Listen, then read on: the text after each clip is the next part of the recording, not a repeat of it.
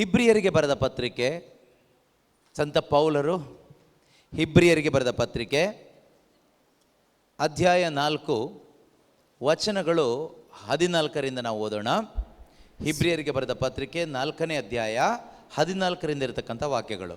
ಸ್ವರ್ಗಲೋಕಕ್ಕೆ ಏರಿ ಹೋದ ದೇವರ ಪುತ್ರನಾದ ಯೇಸುವೇ ನಮಗೆ ಶ್ರೇಷ್ಠ ಹಾಗೂ ಪ್ರಧಾನ ಯಾಜಕ ಆಗಿರುವುದರಿಂದ, ಸ್ವರ್ಗಲೋಕಕ್ಕೆ ಏರಿ ಹೋದ ದೇವರ ಪುತ್ರನಾದ ಯೇಸುವೇ ನಮಗೆ ಶ್ರೇಷ್ಠ ಹಾಗೂ ಪ್ರಧಾನ ಯಾಜಕ ಆಗಿರುವುದರಿಂದ ನಾವು ನಿವೇದಿಸುವ ವಿಶ್ವಾಸದಲ್ಲಿ ಸದೃಢರಾಗಿರೋಣ.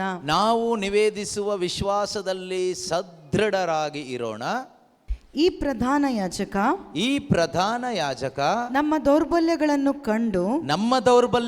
ಕಂಡು ಅನುಕಂಪ ತೋರದೆ ಇರುವವರಲ್ಲ. ಅವರು ನಮ್ಮಂತೆಯೇ ಮನುಷ್ಯನಾಗಿ ಇದ್ದುಕೊಂಡು ಎಲ್ಲ ವಿಷಯಗಳಲ್ಲೂ ಶೋಧನೆಯನ್ನು ಸಂಕಟಗಳನ್ನು ಅನುಭವಿಸಿದರು ಯೇಸು ಸ್ವಾಮಿ. ಆದರೆ ಪಾಪವನ್ನು ಮಾತ್ರ ಮಾಡಲಿಲ್ಲ. ಏನ್ ಮಾಡಲಿಲ್ಲ? ಪಾಪವನ್ನು ಮಾತ್ರ ಮಾಡಲಿಲ್ಲ. ಆದ ಕಾರಣ ನಾವು ಸಮಯೋಚಿತ ಸಹಾಯವನ್ನು ಅವರ ಅನುಗ್ರಹದಿಂದ ಪಡೆಯಲು ಮತ್ತು ಅವರ ಕರುಣೆಯನ್ನು ಸವಿಯಲು ಧೈರ್ಯದಿಂದ ಅವರ ಕೃಪಾಸನವನ್ನು ಸಮೀಪಿಸೋಣ. ಧೈರ್ಯದಿಂದ ಹೋಗೋಣ ಅಂತ.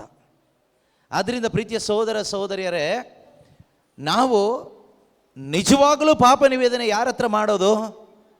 ಪ್ರಧಾನ ಯಾಜಕನಾದ ಯೇಸುವಿನ ಬಳಿಯಲ್ಲಿ. ನಮ್ಮ ಪಾಪಗಳಿಗೆ ಪರಿಹಾರ ತಂದುಕೊಟ್ಟದ್ದು ಯಾರು? ನಮ್ಮ ಪ್ರಧಾನ ಯಾಜಕನಾದ ಪ್ರಭು ಯೇಸು ಕ್ರಿಸ್ತರಾಗಿದ್ದಾರೆ. ನಮಗೆ ಪಾಪ ಕ್ಷಮೆಯನ್ನು ತಂದುಕೊಟ್ಟಿದ್ದು, ಪಾಪ ಪರಿಹಾರ ತಂದುಕೊಟ್ಟಿದ್ದು. ಆದ್ದರಿಂದ ನಿಜವಾಗಲೂ ನಮ್ಮ ಪಾಪಗಳನ್ನು ಕ್ಷಮಿಸಲಿಕ್ಕೆ, ನಮ್ಮ ಪಾಪಗಳನ್ನು ಪರಿಹಾರ ಮಾಡಲಿಕ್ಕೆ ಯೇಸು ಕ್ರಿಸ್ತರು ನಿನ್ನೆ ಇದ್ದ ಹಾಗೆ ಇಂದು ಕೂಡ ಜೀವಂತವಾಗಿ ಇದ್ದಾರೆ. ಆ ಯೇಸುವಿನ ಬಳಿಗೆ ನಾವು ಹೋಗ್ತಾ ಇರೋದು. ಆದ್ದರಿಂದ ವಾಕ್ಯ ಹೇಳ್ತದೆ, ನಾವು ಸಮಯೋಚಿತ ಸಹಾಯವನ್ನು ಅವರ ಅನುಗ್ರಹದಿಂದ ಪಡೆದುಕೊಳ್ಳಲು ಮತ್ತು ಅವರ ಕರುಣೆಯನ್ನು ಸವಿಯಲು ಧೈರ್ಯದಿಂದ ಕೃಪಾಸನವನ್ನು ಸಮೀಪಿಸೋಣ. ನಾವು ಭಯಪಟ್ಕೊಂಡು ಹೋಗೋ ಅವಶ್ಯಕತೆ ಇಲ್ಲ. ಪಾಪ ಹೇಳಲಿಕ್ಕೆ ಧೈರ್ಯದಿಂದ ಹೋಗ್ಬೋದು. ಯಾಕೆ ಅಂದರೆ ಯೇಸು ಸ್ವಾಮಿಗೆ ನಮ್ಮ ಬಲಹೀನತೆಗಳು ಗೊತ್ತಿದೆ. ಮನುಷ್ಯರ ಹತ್ರ ಹೋಗಿ ಹೇಳಿದರೆ ಮನುಷ್ಯರು ನಮ್ಮನ್ನು ತಳ್ಳಿಬಿಡ್ತಾರೆ. ನೀನು ಇಂಥ ಹೊಲಸು ಕೆಲಸ ಮಾಡಿದೀಯಾ, ನೀನು ಇಂಥ ಕೆಟ್ಟ ಕೆಲಸ ಮಾಡಿದೀಯಾ, ನಿನಗಷ್ಟು ಗೊತ್ತಾಗೋದಿಲ್ವಾ, ಅಷ್ಟು ಬುದ್ಧಿ ಇಲ್ವಾ, ಹಾಗೆ ಹೀಗೆ ಅಂತ ನಮ್ಮನ್ನು ಕೀಳಾಗಿ ನೋಡ್ತಾರೆ. ಆದರೆ ಯೇಸು ಸ್ವಾಮಿ ನಮ್ಮನ್ನು ಕೀಳಾಗಿ ನೋಡೋದಿಲ್ಲ. ನಾವು ಯಾವಾಗ ನಿಜವಾಗಲೂ ಯೇಸುವೇ ನಾನು ಪಾಪ ಮಾಡಿದ್ದೇನೆ ಸ್ವಾಮಿ, ನನಗೆ ಸಹಾಯ ಮಾಡಿ, ನನಗೆ ಈ ಪಾಪದಿಂದ ಹೊರಗೆ ಬರಲಿಕ್ಕೆ ಮನಸ್ಸಿದೆ, ಈ ಅಶುದ್ಧತೆಯಿಂದ ಹೊರಗೆ ಬರಲಿಕ್ಕೆ ಮನಸ್ಸಿದೆ, ಈ ದ್ವೇಷದಿಂದ ಹೊರಗೆ ಬರಲಿಕ್ಕೆ ಮನಸ್ಸಿದೆ, ಈ ಕೆಟ್ಟ ಚಟದಿಂದ ಹೊರಗೆ ಬರಲಿಕ್ಕೆ ಮನಸ್ಸಿದೆ, ನನಗೆ ಸಹಾಯ ಮಾಡಿ ಎಂದು ಅವರ ಸಹಾಯಕ್ಕಾಗಿ ಅವರ ಬಳಿಗೆ ಹೋಗುವಾಗ, ಮಾಡಿರೋ ತಪ್ಪುಗಳನ್ನು ಒಪ್ಪಿಕೊಂಡು ಅವರ ಮುಂದೆ ನಾವು ಬರುವಾಗ 2 ಕಾರ್ಯ ಆಗುತ್ತೆ. ಎಲ್ಲರೂ ನೆನ್ಪಿಟ್ಕೊಳ್ಳಿ. ಯೇಸುವಿನ ಮುಂದೆ ಹೋಗಿ, ನಮ್ಮ ಪ್ರಧಾನ ಯಾಜಕನಾದ ಯೇಸು ಕ್ರಿಸ್ತನ ಮುಂದೆ ಹೋಗಿ, ಆ ಒಂದು ನಂಬಿಕೆಯಲ್ಲಿ ಯಾರು ಪಾಪಗಳನ್ನು ಅರಿಕೆ ಮಾಡ್ತೀರೋ, ಒಪ್ಪಿಕೊಂಡು ಬರ್ತೀರೋ, 2 ಕಾರ್ಯ ಆಗುತ್ತೆ. ಒಂದು, ನೀವು ಯೋಚನೆಯಿಂದ, ಮಾತಿನಿಂದ, ಕ್ರಿಯೆಯಿಂದ, ಕರ್ತವ್ಯ ಲೋಪದಿಂದ ಮಾಡಿದ ಎಲ್ಲ ಪಾಪಗಳು ತೊಳೆಯಲ್ಪಡ್ತದೆ. ಏನಾಗುತ್ತೆ? ತೊಳೆಯಲ್ಪಡ್ತದೆ. ಪಾಪಗಳು ತೊಳೆಯಲ್ಪಡ್ತದೆ. 2ನೇದಾಗಿ ನಮ್ಮ ಪಾಪಗಳಿಗೆ ಕ್ಷಮೆ ಸಿಗುತ್ತೆ. ಏನು ಸಿಗುತ್ತೆ? ಪಾಪ ತೊಳೆದ್ರೆ ಮಾತ್ರ ಸಾಲದು, ಪಾಪಕ್ಕೆ ಕ್ಷಮೆನೂ ಸಿಗಬೇಕು. ಆ ಕ್ಷಮೆ ಸಿಕ್ಕಿದ್ರೆ ಮಾತ್ರನೇ ಸಮಾಧಾನ ಸಿಕ್ಕೋದು. ಈ 2 ಕಾರ್ಯಗಳು ಆಗ್ತದೆ. ಯಾರ ಜೀವನದಲ್ಲಿ ಆಗುತ್ತೆ ಅಂದರೆ, ನಮ್ಮಲ್ಲಿ ಯಾರು ನಿಜವಾಗಲೂ ಪಶ್ಚಾತ್ತಾಪ ಪಟ್ಟು ಯೇಸು ಕ್ರಿಸ್ತನಲ್ಲಿ ನಂಬಿಕೆ ಇಟ್ಟು, ಯೇಸುವೇ ನನ್ನ ಪ್ರಧಾನ ಯಾಜಕ, ಅವರು ನನ್ನ ಎಲ್ಲ ಪಾಪಗಳನ್ನು ಕ್ಷಮಿಸಲು, ತೊಳೆಯಲು ಶಕ್ತರಾಗಿದ್ದಾರೆ, ಅವರ ರಕ್ತಕ್ಕೆ ಅಷ್ಟೊಂದು ಶಕ್ತಿ ಇದೆ ಎಂದು ಯಾರು ನಂಬಿಕೆ ಇಟ್ಕೊಂಡು ಅವರ ಬಳಿಗೆ, ಆ ಕೃಪಾಸನದ ಬಳಿಗೆ, ಯೇಸು ಕ್ರಿಸ್ತನ ಬಳಿಗೆ ಪಶ್ಚಾತ್ತಾಪದ ಹೃದಯದಿಂದ ಹೋಗ್ತಾರೋ, ಖಂಡಿತವಾಗಲೂ ಪ್ರೀತಿಯ ಸಹೋದರ ಸಹೋದರಿಯರೇ, ನಿಮ್ಮ ಪಾಪಗಳು ತೊಳೆಯಲ್ಪಡ್ತದೆ. ಮಾತ್ರವಲ್ಲ, ಪಾಪಕ್ಕೆ ಕ್ಷಮೆ ಸಿಗ್ತದೆ. ಈಗ ಕೇಳಿಸ್ಕೊಳ್ಳಿ, ಪಾಪ ತೊಳೆಯಲ್ಪಟ್ಟು ಪಾಪಕ್ಕೆ ಕ್ಷಮೆ ಯಾರೆಲ್ಲ ಪಡ್ಕೊಂಡಿದ್ದೀರೋ ನಿಮ್ಮ ಮನಸ್ಸಾಕ್ಷಿ ಶುದ್ಧ ಆಗ್ತದೆ. You will have a clean conscience, a clear conscience. ಮನಸ್ಸಾಕ್ಷಿ, ಮನಸ್ಸಿನ ಸಾಕ್ಷಿ, ಶುದ್ಧ ಮನಸ್ಸಾಕ್ಷಿ ನಿಮಗೆ ಸಿಗುತ್ತೆ. ಈ ಶುದ್ಧ ಮನಸ್ಸಾಕ್ಷಿ ಯಾರಿಗೆ ಬರುತ್ತೋ ನಿಮಗೆ ಮಾತ್ರನೇ ದೇವ್ರನ್ನ ಪ್ರೀತಿ ಮಾಡೋಕ್ಕಾಗೋದು. ಇವತ್ತು ನಮಗೆ ಯಾಕೆ ದೇವ್ರನ್ನ ಪ್ರೀತಿ ಮಾಡೋಕ್ಕಾಗ್ತಾ ಇಲ್ಲ ಅಂದರೆ, ಒಂದು ಪಾಪ ನಮ್ಮೊಳಗಡೆ ಇದೆ, ಎರಡನೇದಾಗಿ ನಮಗೆ ವಿಶ್ವಾಸ ಇಲ್ಲ. ದೇವರು ನನ್ನ ಪಾಪ ಕ್ಷಮಿಸಿದ್ದಾರೆ, ಇವತ್ತು ಕೂಡ ಅವರು ಕ್ಷಮಿಸ್ತಾ ಇದ್ದಾರೆ, ಕ್ಷಮಿಸಲಿಕ್ಕೆ ಶಕ್ತರಾಗಿದ್ದಾರೆ ಎಂಬ ವಿಶ್ವಾಸ ಇಲ್ಲ. ಆಯಿತಾ? ಸುಮ್ಮನೆ ಕಾಟಾಚಾರಕ್ಕೆ ಹೋಗಿ ಏನೋ ಒಂದಿಷ್ಟು ಹೇಳಿ ಬಂದರೆ ಏನೂ ಸಿಗಲ್ಲ. ವರ್ಷಕ್ಕೊಂದ್ಸರಿ ಪಾಪ ನಿವೇದನೆ ಮಾಡಬೇಕು ಅಂತ ಹೇಳ್ಬಿಟ್ಟು ಪಾಪ ಹೇಳಿ ಬರೋದ್ರಿಂದ ಏನೂ ಸಿಗೋದಿಲ್ಲ. ನಮಗೆ ನಂಬಿಕೆ ಇರಬೇಕು, ನನ್ನ ಪ್ರಧಾನ ಯಾಜಕನಾದ ಯೇಸು ಕರುಣೆ ಉಳ್ಳ ದೇವರಾಗಿದ್ದಾರೆ, ಅವರು ನನ್ನ ಮೇಲೆ ಕರುಣೆ ತೋರ್ತಾರೆ, ಅವರು ನನ್ನನ್ನು ಎಲ್ಲ ಹೊಲಸಿನಿಂದ ಹೊರಗೆ ಕರ್ಕೊಂಡು ಬರ್ತಾರೆ, ನನ್ನ ಪಾಪವನ್ನು ಕ್ಷಮಿಸ್ತಾರೆ, ನನಗೆ ಶುದ್ಧವಾದ ಮನಸ್ಸಾಕ್ಷಿಯನ್ನು ಕೊಡ್ತಾರೆ ಎಂಬ ನಂಬಿಕೆಯಲ್ಲಿ ನಾವು ಹೋಗಬೇಕು. ಆ ನಂಬಿಕೆಯಲ್ಲಿ ಪಾಪಗಳನ್ನ ಅರಿಕೆ ಮಾಡಿ ಬರುವಾಗ ಏನು ಸಿಗುತ್ತೆ? ಜ್ಞಾನೋಕ್ತಿಗಳ ಪುಸ್ತಕದಲ್ಲಿ 28ನೇ ಅಧ್ಯಾಯ 13ನೇ ವಾಕ್ಯದ ಪ್ರಕಾರ, ಜ್ಞಾನೋಕ್ತಿಗಳ ಪುಸ್ತಕ ಅಧ್ಯಾಯ 28 ವಾಕ್ಯ 13, ಪಾಪಗಳನ್ನು ಕೇಳಿಸ್ಕೊಳ್ಳಿ. ಪಾಪಗಳನ್ನು ಮುಚ್ಚಿಟ್ಟುಕೊಳ್ಳುವವನಿಗೆ ಪಾಪಗಳನ್ನು ಮುಚ್ಚಿಟ್ಟುಕೊಳ್ಳುವವನಿಗೆ ಮುಕ್ತಿ ದೊರಕದು. ಮುಕ್ತಿ ಸಿಗಲ್ಲ, ನೆನ್ಪಿಟ್ಕೊಳ್ಳಿ. ಅಡ್ಜಸ್ಟ್ ಮಾಡ್ಕೊಳ್ತಾರೆ, ಬಿಡು ದೇವರು ಅಂತ ಕುತ್ಕೊಂಡ್ರೆ ಮುಕ್ತಿ ಸಿಗಲ್ಲ ನಿನ್ನ ಜೀವನದಲ್ಲಿ. ಒಂದು ನಿಜವಾದ ಬಿಡುಗಡೆ ಸಿಗೋದಿಲ್ಲ, ಒಂದು ನಿಜವಾದ ಸ್ವಾತಂತ್ರ್ಯ ಸಿಗೋದಿಲ್ಲ. ಪಾಪವನ್ನು ಬಚ್ಚಿಟ್ಟುಕೊಳ್ಳುವವನಿಗೆ ಮುಕ್ತಿ ಸಿಗೋದಿಲ್ಲ. ಅವುಗಳನ್ನು ಒಪ್ಪಿಕೊಂಡು ಬಿಟ್ಟರೆ, ಪಾಪವನ್ನು ದೇವರ ಮುಂದೆ ವಿಶ್ವಾಸ ಇಟ್ಟು ಒಪ್ಪಿಕೊಂಡು ಬಿಟ್ರೆ ಕರುಣೆ ದೊರಕುವುದು. ಏನು ದೊರಕುವುದು? ಹೇಳಿ ನೋಡೋಣ ಒಂದ್ಸರಿ. ಪಾಪವನ್ನು ಒಪ್ಪಿಕೊಂಡರೆ, ಪಾಪವನ್ನು ಒಪ್ಪಿಕೊಂಡರೆ ದೇವರ ಕರುಣೆ ಸಿಗುತ್ತದೆ. ಪಾಪವನ್ನು ಒಪ್ಪಿಕೊಂಡರೆ ದೇವರ ಕರುಣೆ ಸಿಗುತ್ತದೆ. ಹಾಲೆಲೂಯ. ಪಾಪ ಒಪ್ಕೊಂಡ್ರೆ ಏನು ಸಿಗುತ್ತೆ? ಪಾಪ ಒಪ್ಕೋಬೇಕು. ನಿಜವಾಗ್ಲೂ ನಾನು ಪಾಪ ಮಾಡಿದ್ದೀನಿ ಸ್ವಾಮಿ ಅಂತ ದೇವರ ಮುಂದೆ, ನಮ್ಮ ಪ್ರಧಾನ ಯಾಜಕನಾದ ಯೇಸು ಕ್ರಿಸ್ತನ ಮುಂದೆ ಪಾಪ ಒಪ್ಕೊಳ್ಳೋರು ನೀವು ಆದರೆ ಖಂಡಿತವಾಗಲೂ ನಿಮಗೆ ಏನು ಸಿಗುತ್ತೆ? ಕರುಣೆ ಸಿಗುತ್ತೆ. ದೇವರ ಕರುಣೆ ನಿಮ್ಮ ಒಳಗಡೆ ಬಂದ ಮೇಲೆ ನೀವೇನು ಮಾಡ್ತೀರಿ ಗೊತ್ತಾ? ಅವ್ರನ್ನ ಪ್ರೀತಿ ಮಾಡ್ಲಿಕ್ಕೆ ಶುರು ಮಾಡ್ತೀರಿ. ದೇವರ ಕರುಣೆ ನಮ್ಮೊಳಗಡೆ ಬಂದ ಮೇಲೆ ಅವ್ರನ್ನ ಪ್ರೀತಿ ಮಾಡ್ಲಿಕ್ಕೆ ಶುರು ಮಾಡ್ತೀರಿ. ದೇವರ ಕರುಣೆ ನಮಗೆ ಸಿಗದೇ ಇದ್ರೆ ಅವ್ರನ್ನ ಪ್ರೀತಿ ಮಾಡೋಕ್ಕಾಗತ್ತಾ? ಖಂಡಿತವಾಗಲೂ ಸಾಧ್ಯ ಇಲ್ಲ. ದೇವರ ಕರುಣೆ ಒಬ್ಬ ಮನುಷ್ಯನ ಒಳಗಡೆ ಅನುಭವ ಆದರೆ ಅಂಥವರಿಗೆ ದೇವರನ್ನ ಪ್ರೀತಿ ಮಾಡಲಿಕ್ಕಾಗತ್ತೆ, ನೆರೆಯವರನ್ನ ಪ್ರೀತಿ ಮಾಡಲಿಕ್ಕಾಗತ್ತೆ. ಅದಲ್ಲದೆ ನನಗೆ ದೇವ್ರು ಗೊತ್ತು, ನನಗೆ ಯೇಸು ಗೊತ್ತು, ನನಗೆ ಚರ್ಚ್ ಗೊತ್ತು, ನನಗೆ ಪವಿತ್ರಾತ್ಮ ಗೊತ್ತು ಅಂತ ಬಾಯಲ್ಲಿ ಹೇಳ್ಕೊಂಡು ತಿರುಗೋದ್ರಿಂದ ಏನು ಕೂಡ ಪ್ರಯೋಜನ ಇಲ್ಲ. ಬೈಬಲ್ ಹೇಳುತ್ತೆ, ಯೋವಾನನು ಬರೆದಂಥ ಮೊದಲನೇ ಪತ್ರಿಕೆ 2ನೇ ಅಧ್ಯಾಯ 4ನೇ ವಾಕ್ಯದಲ್ಲಿ, letter of John, first letter chapter 2 verse 4, ಯೋವಾನನು ಬರೆದ ಮೊದಲನೇ ಪತ್ರಿಕೆ. ತೆಗೆದ್ರಾ?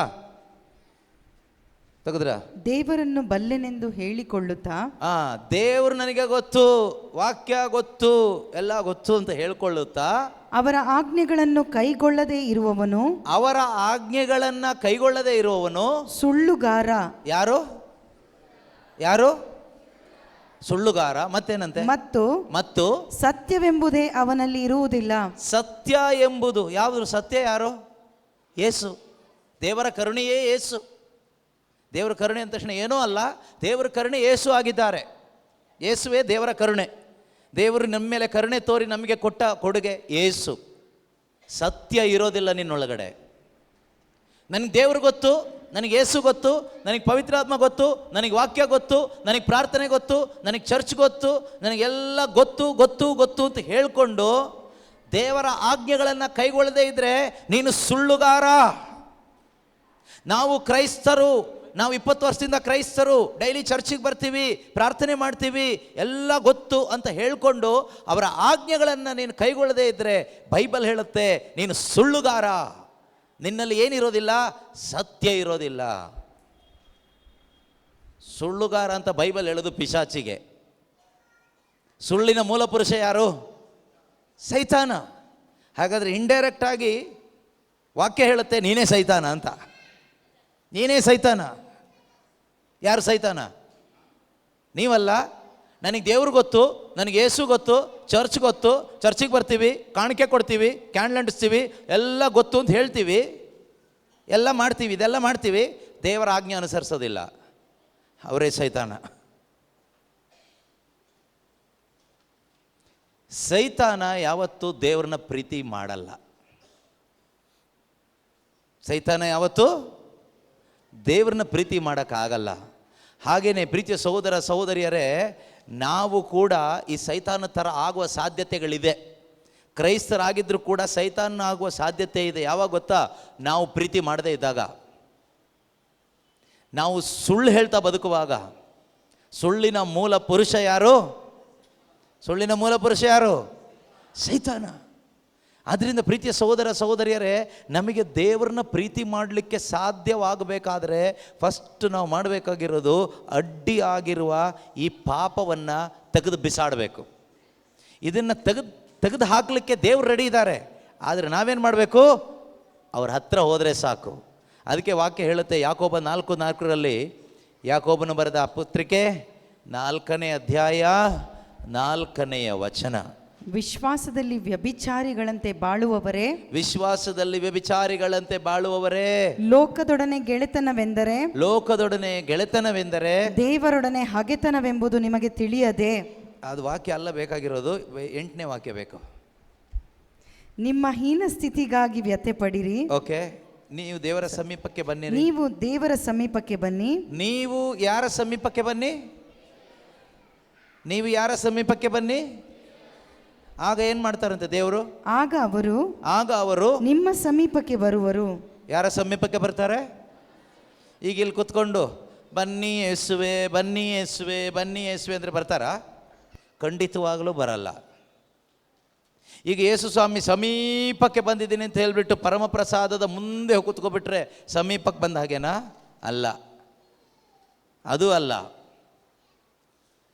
ದೇವರ ಸಮೀಪಕ್ಕೆ ಬನ್ನಿ ಅಂದ್ರೆ ಅರ್ಥ ಏನು ಗೊತ್ತಾ? ದೇವರಲ್ಲಿ ವಿಶ್ವಾಸ ಇಟ್ಟು ಪಾಪಕ್ಕೆ ವಿಮುಖರಾಗಿ ಆ ಪಾಪವನ್ನು ಒಪ್ಪಿಕೊಳ್ಳಿರಿ. ಅದೇ ದೇವರ ಸಮೀಪಕ್ಕೆ ಬರೋದು ಅಂದರೆ. ಅದೆಲ್ಲ ಕ್ಯಾಂಡ್ಲ್ ತಂದು ಹಿಂಗೆ ಅಂಟಿಸ್ಕೊಂಡ್ಬಿಟ್ರೆ ದೇವರ ಸಮೀಪಕ್ಕೆ ಬಂದ್ಲಕ್ಕ ಅಲ್ಲ. ದೇವರಲ್ಲಿ ವಿಶ್ವಾಸ ಇಡಬೇಕು. ದೇವರು ಪರಿಶುದ್ಧರು, ಅವರು ನನ್ನ ಪಾಪಗಳನ್ನ ಕ್ಷಮಿಸ್ತಾರೆ. ಯೇಸು ಕ್ರಿಸ್ತರು ನನ್ನ ಪ್ರಧಾನ ಯಾಜಕರು, ನನ್ನ ಪಾಪಗಳನ್ನು ಪರಿಹಾರ ಮಾಡುವಂಥ ಪ್ರಧಾನ ಯಾಜಕ ಯೇಸು ಆಗಿದ್ದಾರೆ ಎಂದು ನಂಬಿಕೆ ಇಟ್ಟು ನಾವು ಅವರ ಬಳಿಗೆ ಪಾಪಗಳನ್ನು ಒಪ್ಪಿಕೊಳ್ತಾ ಬರುವಾಗ, ಪಶ್ಚಾತ್ತಾಪದ ಹೃದಯದಿಂದ ಬರುವಾಗ ಅವರೇನು ಮಾಡ್ತಾರೆ ಗೊತ್ತಾ? ಅವರು ನಮ್ಮ ಸಮೀಪಕ್ಕೆ ಬರ್ತಾರೆ. ದೇವರು ನಿಮ್ಮ ಸಮೀಪಕ್ಕೆ ಬಂದರೆ ನಿಮ್ಮ ಜೀವನ ಪಾಸ್. ದೇವರು ನಿಮ್ಮ ಸಮೀಪಕ್ಕೆ ಬಂದಾಗ ನಿಮ್ಮ ಜೀವನ ಏನಾಗುತ್ತೆ? ಬೆಳಕಾಗುತ್ತೆ. ಈಗ ಅಲ್ಲಿ ಸೂರ್ಯ ಇದೆ, ಮೇಲೆ ಸೂರ್ಯ ಇದ್ದಾನೆ.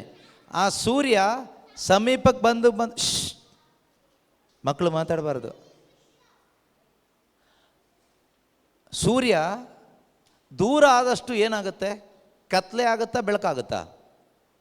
ಸೂರ್ಯ ನಮ್ಮಿಂದ ದೂರ ಹೋದಷ್ಟು ಕತ್ಲೆ ಆಗುತ್ತಾ ಬೆಳಕಾಗುತ್ತಾ? ಕತ್ತಲೆ ಆಗುತ್ತೆ ಅಲ್ವಾ? ಸೂರ್ಯ ಹತ್ರ ಬಂದಷ್ಟು ಏನಾಗುತ್ತೆ? ಬೆಳಕು ಜಾಸ್ತಿ ಆಗ್ತಾ ಹೋಗುತ್ತೆ. ನಮ್ಮ ಜೀವನದ ನಿಜವಾದ ಸೂರ್ಯ ಯೇಸು ಸ್ವಾಮಿ. ಯೇಸು ಸ್ವಾಮಿಗೆ ನಾವು ಸಮೀಪ ಯಾವಾಗ ಆಗ್ತೀವಿ, ಅಥವಾ ದೇವರು ನಮ್ಮ ಸಮೀಪಕ್ಕೆ ಯಾವಾಗ ಬರ್ತಾರೆ ಅಂದರೆ, ನಾವು ಯಾವಾಗ ಅವರಲ್ಲಿ ವಿಶ್ವಾಸ ಇಟ್ಟು ಪಾಪಕ್ಕೆ ವಿಮುಖರಾಗಿ ಅವ್ರ ಹತ್ರ ಬರ್ತೀವೋ ಅವ್ರು ನಮ್ಮ ಸಮೀಪಕ್ಕೆ ಬರ್ತಾರೆ. ಅದನ್ನೇ ಯಾಕೋಬ್ರು ಹೇಳ್ತಾರೆ, ನೀವು ದೇವರ ಸಮೀಪಕ್ಕೆ ಬನ್ನಿ, ಆಗ ಯಾರು ನಿಮ್ಮ ಸಮೀಪಕ್ಕೆ ಬರ್ತಾರೆ? ಆಗ ಅವರು ನಿಮ್ಮ ಸಮೀಪಕ್ಕೆ ಬರುವರು. ಆಗ ಅವರು ನಿಮ್ಮ ಸಮೀಪಕ್ಕೆ ಬರುವರು. ಒಂದ್ಸರಿ ಹೇಳಿ ನೋಡೋಣ. ನೀವು ಈ ಥರ ನಮಗೆ ನಾವೇ ಹೇಳ್ಕೊಳ್ಳೋಣ. ನಾನು ದೇವರ ಸಮೀಪಕ್ಕೆ ಬಂದಾಗ ದೇವರು ನನ್ನ ಸಮೀಪಕ್ಕೆ ಬರುತ್ತಾರೆ. ನಾನು ದೇವರ ಸಮೀಪಕ್ಕೆ ಬಂದಾಗ ದೇವರು ನನ್ನ ಸಮೀಪಕ್ಕೆ ಬರುತ್ತಾರೆ. Praise the Lord, hallelujah. ಅದಲ್ಲದೆ ನೀವು ಕ್ಯಾಂಡ್ಲ್ ತಗೊಂಡು ಇಲ್ಲಿ ಬಂದು ಅಂಟಿಸಿಬಿಟ್ರೆ ದೇವರು ನಿಮ್ಮ ಸಮೀಪ ಬರಲ್ಲ. ದೆವ್ವಗಳು ಬರ್ಬೋದು, ದೇವರಂತೂ ಬರಲ್ಲ. ದೆವ್ವಗಳು ಬರತ್ತಾ ಕೇಳಿದ್ರೆ ಬರ್ಬೋದು, ಬರ್ದೇನೆ ಇರ್ಬೋದು. ಇಲ್ಲ ನಾವು ಡೈಲಿ ಚರ್ಚಿಗೆ ಬರ್ತೀವಿ, ದೇವ್ರು ನಮ್ಮ ಸಮೀಪ ಬರ್ತಾರ ಕೇಳಿದರೆ ದೆವ್ವ ಬರ್ಬೋದು, ದೇವ್ರು ಬರ್ತಾರಲ್ಲೋ ಗೊತ್ತಿಲ್ಲ ನನಗೆ. ಆದರೆ ನೀವು ನಿಜವಾಗಲೂ ಪಶ್ಚಾತ್ತಾಪದ ಹೃದಯದಿಂದ ದೇವರ ಕರುಣೆಯಲ್ಲಿ ನಂಬಿಕೆ ಇಟ್ಟು ಪಾಪ ಒಪ್ಕೊಳ್ಳಿಕ್ಕಾಗಿ ಅವ್ರ ಹತ್ರ ಬರುವಾಗ ಕರುಣೆ ಸಿಗುತ್ತೆ, ಮುಕ್ತಿ ಸಿಗುತ್ತೆ. ಕರುಣೆ ಅಂದರೆ ಯೇಸು ಸಿಗ್ತಾರೆ. ಯೇಸು ಸಿಕ್ಕಿದಾಗ ನಮ್ಮ ಜೀವನ ಹೊಸದಾಗ್ತದೆ. ಲೂಕನ ಶುಭ ಸಂದೇಶ 15ನೇ ಅಧ್ಯಾಯದಲ್ಲಿ ಆ ದುಂದುಗಾರ ಮಗ ಅಪ್ಪನ ಬಳಿಯಿಂದ ದೂರ ಹೋಗಿ ಪಾಪದ ಜೀವನವನ್ನು ಜೀವಿಸಿ ತಿನ್ನಲಿಕ್ಕೂ ಗತಿ ಇಲ್ಲದಿರೋ ಪರಿಸ್ಥಿತಿ ಬಂದಾಗ ಹಂದಿಗೂಡಲ್ಲಿ ಸೇರಿಕೊಂಡು ಹಂದಿ ತಿನ್ನುವ ಕಾಳುಗಳಾದರೂ ತಿನ್ನೋಣ ಅಂತ ಪ್ರಯತ್ನ ಪಟ್ಟಾಗ ಅದು ಅವನಿಗೆ ಸಿಗಲಿಲ್ಲ ಅಂತ ಬೈಬಲ್ ಹೇಳುತ್ತೆ. ನಿರ್ಗತಿಕನಾದ, ಹೊಟ್ಟೆಗಿಲ್ಲ, ನೆಮ್ಮದಿ ಇಲ್ಲ, ಶಾಂತಿ ಇಲ್ಲ ಅಂಥ ಪರಿಸ್ಥಿತಿಯಲ್ಲಿ ಅವನೊಂದು ಕೆಲಸ ಮಾಡ್ದ. ನಮ್ಮ ಅಪ್ಪನ ಮನೆಗೆ ವಾಪಸ್ ಹೋಗ್ತೀನಿ, ಅಪ್ಪನ ಹತ್ರ ಕ್ಷಮೆ ಕೇಳ್ತೀನಿ ಅಂತ. ನಮ್ಮ ಅಪ್ಪನ ಹತ್ರ ಕ್ಷಮೆ ಕೇಳ್ತೀನಿ, ನಮ್ಮ ಅಪ್ಪನ ಮನೆಗೆ ವಾಪಸ್ ಹೋಗ್ತೀನಿ ಅಂತ ತೀರ್ಮಾನ ಮಾಡಿ ಅವನು ತಂದೆಯ ಬಳಿಗೆ ಮರಳಿ ಬಂದಾಗ ಏನು ಸಿಕ್ತವನಿಗೆ? ಏನು ಸಿಕ್ತು? ಬೈಬಲ್ ಹೇಳುತ್ತೆ, ಮರಳಿ ಬಂದಾಗ ಲೂಕನ ಶುಭ ಸಂದೇಶ 15ನೇ ಅಧ್ಯಾಯದಲ್ಲಿ ಮಗನು ಅಷ್ಟು ದೂರದಲ್ಲಿದ್ದಾಗಲೇ ತಂದೆ ನೋಡಿದ ಅಂತ ಇದೆ. ಎಷ್ಟನೇ ವಾಕ್ಯ? 20ನೇ ವಾಕ್ಯ. 20ನೇ ವಾಕ್ಯ ಅಲ್ವಾ? ಮಗನು ಇನ್ನೂ ಅಷ್ಟು ದೂರದಲ್ಲಿ ಇರುವಾಗಲೇ ತಂದೆ ನೋಡಿದ. ಅದಕ್ಕಿಂತ ಮೊದಲು ಏನಿದೆ? ಅಂತೆಯೇ ಎದ್ದು ತಂದೆಯ ಬಳಿಗೆ ಹೊರಟ. ಅಪ್ಪನ ಬಳಿಗೆ ಹೊರಟ. ಈಗ ನಾವು ಹೋಗಬೇಕಾಗಿರೋದು ಯಾರ ಬಳಿಗೆ? ತಪ್ಪು ಮಾಡಿದ್ರೆ ನಮ್ಮ ಪ್ರಧಾನ ಯಾಜಕ, ನಮ್ಮ ಮೇಲೆ ಕರುಣೆ ತೋರುವ ಪ್ರಭು ಯೇಸು ಕ್ರಿಸ್ತನ ಬಳಿಗೆ ಪಶ್ಚಾತ್ತಾಪದ ಹೃದಯದಿಂದ ನಾನು ಪಾಪ ಒಪ್ಕೊಂಡು ಬಿಡ್ತೀನಪ್ಪ ಅಂತ ಯೇಸುವಿನ ಬಳಿಗೆ ನಾವು ಹೋಗುವಾಗ ಅವ್ರೇನು ಮಾಡ್ತಾರೆ ಗೊತ್ತಾ? ಕರುಣಾಭರಿತ ತಂದೆ, ಕರುಣೆ ಉಳ್ಳ ತಂದೆ ಆ ಯೇಸು ಸ್ವಾಮಿ ನೋಡ್ತಾರೆ. ಯೇಸುಗೆ ಕಾಣಿಸುತ್ತೆ. ನಾಟಕ ಮಾಡ್ಕೊಂಡು ಎಷ್ಟು ಜನ ಬಂದಿದ್ದೀರಿ? ನಿಜವಾಗ್ಲೂ ಪಶ್ಚಾತ್ತಾಪದ ಹೃದಯದಿಂದ ಎಷ್ಟು ಜನ ಬರ್ತಾ ಇದ್ದೀರಿ ಅಂತ ಯೇಸು ಕ್ರಿಸ್ತನಿಗೆ ಕಾಣಿಸುತ್ತೆ. ನಾಟಕ ಕಂಪನಿಗಳಿಗೆ ಏನೂ ಸಿಗಲ್ಲ, ಆಯಿತಾ? ನಾಟಕ ಮಾಡ್ಕೊಂಡು ಹೋಗಿ ಒಂದಿಷ್ಟು ಪಾಪಗಳನ್ನ ಲಿಸ್ಟ್ ಹೇಳಿ ಬಂದರೆ ಏನೂ ಸಿಗೋದಿಲ್ಲ. ಆದರೆ ಯಾರು ನಿಜವಾಗಲೂ ಪಶ್ಚಾತ್ತಾಪದ ಹೃದಯದಿಂದ, ದೇವರೇ ನಿನಗೆ ವಿರುದ್ಧವಾಗಿ ನಾನು ಪಾಪ ಮಾಡಿದೆ, ನೀನು ನನಗೆ ಕೊಟ್ಟ ಈ ದೇಹ ನಾನು ವ್ಯಭಿಚಾರಕ್ಕೆ ಉಪಯೋಗಿಸಿದೆ, ವಿಗ್ರಹಾರಾಧನೆಗೆ ಉಪಯೋಗಿಸಿದೆ, ಪರರ ದೂಷಣೆಗೆ ಉಪಯೋಗಿಸಿದೆ, ಬೇರೆಯವ್ರ ಜೀವನ ಹಾಳು ಮಾಡಲಿಕ್ಕೆ ಉಪಯೋಗಿಸಿದೆ, ಪಾನ್ ಪರಾಕು, ಗುಟ್ಕ, ಬೀಡಿ, ಸಿಗರೆಟ್ ಬೇರೆ ಬೇರೆ ಯಾವ್ಯಾವುದಕ್ಕೋ ಉಪಯೋಗಿಸಿ ದೇಹವನ್ನು ಹಾಳು ಮಾಡಿದೆ. ದೇವರೇ ನನ್ನನ್ನು ಕ್ಷಮಿಸಪ್ಪ, ನನಗೆ ಸಹಾಯ ಮಾಡಪ್ಪ, ಇದರಿಂದ ನಾನು ಹೊರಗೆ ಬರಬೇಕು ಯೇಸುವೆ, ನಿನ್ನ ಮಹಿಮೆಗಾಗಿ ನಾನು ಬದುಕಬೇಕು ಅಂತ ಸಹಾಯ ಕೇಳಿ ಬರೋದಾದರೆ ಖಂಡಿತವಾಗಲೂ ಅವರು ಸಹಾಯ ಮಾಡ್ತಾರೆ. ಅದಲ್ಲದೆ ನಾಟಕ ಮಾಡಿಕೊಂಡು ನಾನು ಹೊಡೆದೆ ಬಡದೆ ಹತ್ತಿಂದೆ ಇತ್ತಿಂದೆ ಕ್ಷಮಿಸಿ ಸ್ವಾಮಿ ಎಲ್ಲ ಪಾಪಗಳಿಗಾಗಿಯೂ ಕ್ಷಮೆ ಕೊಡಿ ಅಂದರೆ ಏನೂ ಸಿಗಲ್ಲ. ಇಲ್ಲಿ ಬರಬೇಕು, ಫಸ್ಟ್ ಒಳಗಡೆ ಒಳ್ಳೆ ತೀರ್ಮಾನ ಬರಬೇಕು ಒಳಗಡೆ. ಏನಂತ? ದೇವರೇ ನನ್ನ ದೇಹ ನಿಮ್ಮ ಆಲಯ, ಆದರೆ ನಾನು ಇದನ್ನು ಏನು ಮಾಡ್ಕೊಂಡ್ಬಿಟ್ಟೆ? ಹಾಳು ಮಾಡ್ಕೊಂಡ್ಬಿಟ್ಟೆ. ನೀವು ರಕ್ತ ಚೆಲ್ಲಿ ನಿಮ್ಮ ಪವಿತ್ರ ರಕ್ತವನ್ನು ಬೆಲೆಯಾಗಿ ಕೊಟ್ಟು ನನ್ನನ್ನು ಕೊಂಡ್ಕೊಂಡ್ರಿ ಶಿಲುಬೆ ಮರಣದ ಮುಖಾಂತರ. ಆದರೆ ನಾನೇನು ಮಾಡ್ಕೊಂಡ್ಬಿಟ್ಟೆ? ನನ್ನ ಸ್ವಾರ್ಥಕ್ಕಾಗಿ ದೇಹವನ್ನು ಉಪಯೋಗಿಸ್ಕೊಬಿಟ್ಟೆ, ಅನೇಕ ರೀತಿಯಲ್ಲಿ ಹಾಳು ಮಾಡ್ಕೊಂಡ್ಬಿಟ್ಟೆ. ಈ ಇಸ್ರಾಯೇಲ್ ಜನರ ಒಂದು ಉದಾಹರಣೆ ನಾನು ಬೆಳಗ್ಗೆ ಹೇಳಿದೆ, ಯಾಕೋ ಈಗಲೂ ಒಂದು ಉದಾಹರಣೆ ಹೇಳಬೇಕು ಅಂತ ಅನ್ನಿಸ್ತಾ ಇದೆ, ಹೇಳ್ತೀನಿ. ಈ ಇಸ್ರಾಯೇಲ್ ಜನರು ದೇವರಿಗೆ ವಿರುದ್ಧವಾಗಿ ಮಾಡಿದ ಪಾಪಗಳಲ್ಲಿ ಬೈಬಲ್ನಲ್ಲಿ ನಾವು ನೋಡುವಾಗ ಹೊಸ ಒಡಂಬಡಿಕೆಯಲ್ಲಿ ಮುಖ್ಯವಾಗಿ 3 ಪಾಪಗಳು, ಮುಖ್ಯವಾಗಿ 3 ಪಾಪಗಳು, ದೇವರಿಗೆ ವಿರುದ್ಧವಾದ 3 ಕಾರ್ಯಗಳನ್ನು ಅವರು ಮಾಡಿದ್ದಾರೆ. ನಿಮ್ಮಲ್ಲಿ ಯಾರಾದರೂ ಕ್ರೈಸ್ತ ವಿಶ್ವಾಸಿಗಳು ಆ ರೀತಿ ಗುಂಪಲ್ಲಿದ್ದವರಿದ್ದರೆ ಈ ವಾಕ್ಯ ಕೇಳಿಸ್ಕೊಳ್ತಾ ಇರುವಾಗಲೇ ಇವತ್ತೇ ಈಗಲೇ ನೀವು ಅದನ್ನು ಬಿಟ್ಟು ದೇವರ ಕಡೆಗೆ ನಿಜವಾಗಲೂ ತಿರುಗೋದಾದರೆ ದೇವರ ಕರುಣೆ ಗ್ಯಾರಂಟಿ ಸಿಗ್ತದೆ. ಇಲ್ಲದೆ ಇದ್ದರೆ ದೇವರ ಕೋಪಕ್ಕೆ ಒಳಗಾಗಬೇಕಾಗ್ತದೆ. ಅದರಿಂದ ನಿಮ್ಮಲ್ಲಿ ಯಾರೂ ದೇವರ ಕೋಪಕ್ಕೆ ಒಳಗಾಗಬೇಡಿ. ಈ ಲೋಕದಲ್ಲಿ ನಿಮಗೆ ಅದಾಗುತ್ತೆ ಇದಾಗುತ್ತೆ ನಾನು ಹೇಳೋದಿಲ್ಲ. ಲೋಕದ ಲೆಕ್ಕಾಚಾರ ಬೇಡ, ಪರಲೋಕದ ಲೆಕ್ಕಾಚಾರ ಮಾತಾಡೋಣ, ಆಯಿತಾ? ಮೂರು ಮುಖ್ಯವಾದ ಪಾಪಗಳು ಯಾವುದು ಅಂದರೆ ಈ ಇಸ್ರಾಯೇಲ್ ಜನರು ಮಾಡಿ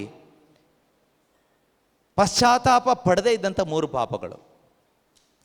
ಮೊಟ್ಟ ಮೊದಲನೇದಾಗಿ ವಿಗ್ರಹಾರಾಧನೆ, ಫಸ್ಟ್ ಐಡಲ್ ವರ್ಷಿಪ್.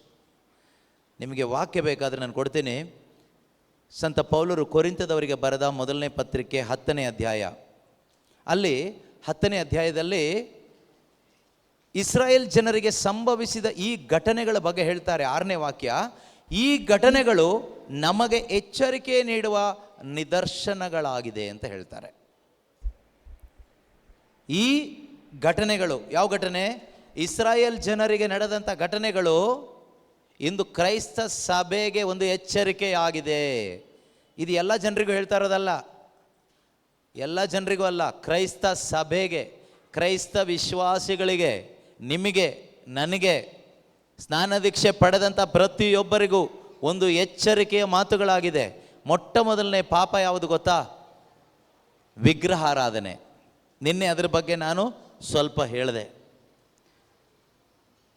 ದೇವರಿಗೆ ಕೊಡಬೇಕಾದ ಸ್ಥಾನವನ್ನು ಅವರು ಮನುಷ್ಯ ಮಾಡಿದಂತಹ ಸ್ವರೂಪಗಳಿಗೆ, ಮೂರ್ತಿಗಳಿಗೆ ಕೊಟ್ಟು ಅವುಗಳನ್ನು ಪೂಜಿಸಿದರು, ಅವುಗಳನ್ನು ಆರಾಧನೆ ಮಾಡಿದರು. ಇದು ದೇವರಿಗೆ ಇಷ್ಟ ಆಗಲಿಲ್ಲ. ಇಸ್ರಾಯೇಲ್ ಜನರ ಈ ಒಂದು ಪಾಪ ದೇವರು ಅವತ್ತು ಅದನ್ನು ದ್ವೇಷಿಸಿದರು, ಇವತ್ತು ಅದನ್ನು ದ್ವೇಷಿಸ್ತಾರೆ. ದೇವ ಜನರು, ಆಯ್ಕೆಯಾದ ಜನರು, ಕ್ರೈಸ್ತ ಸಭೆ ಇಂದು ವಿಗ್ರಹಾರಾಧನೆ ಮಾಡೋದಾದರೆ ದೇವರದನ್ನು ಇವತ್ತು ದ್ವೇಷ ಮಾಡ್ತಾರೆ, ವಿರೋಧಿಸ್ತಾರೆ. ದೇವರಿಗೆ ಸ್ವಲ್ಪ ಕೂಡ ಇಷ್ಟ ಇಲ್ಲದೆ ಇರತಕ್ಕಂಥ ಕಾರ್ಯ ಮೂಕ ವಿಗ್ರಹಗಳನ್ನು, ಜೀವ ಇಲ್ಲದಿರ್ತಕ್ಕಂಥ ಮೂರ್ತಿಗಳನ್ನು ದೇವರು ಎಂದು ಪೂಜಿಸುವುದು, ಜೀವ ಇಲ್ಲದಿರ್ತಕ್ಕಂಥ ಮೂರ್ತಿಗಳನ್ನು ದೇವರು ಎಂದು ಆರಾಧನೆ ಮಾಡುವುದು, ಮೂಕ ವಿಗ್ರಹಗಳನ್ನು ದೇವರು ಎಂದು ಅದಕ್ಕೆ ಅಡ್ಡ ಬಿದ್ದು ತಬ್ಬಿಕೊಂಡು ಪ್ರಾರ್ಥನೆ ಮಾಡುವಂಥದ್ದು, ಇವೆಲ್ಲವೂ ಕೂಡ ಕ್ರೈಸ್ತ ಸಭೆಯಲ್ಲಿ ಇವತ್ತು ಇದೆ. ಎಚ್ಚರಿಕೆ ವಹಿಸಿ. ದೇವರು ವಿರೋಧಿಸುವಂಥ ಕಾರ್ಯ ಇದು.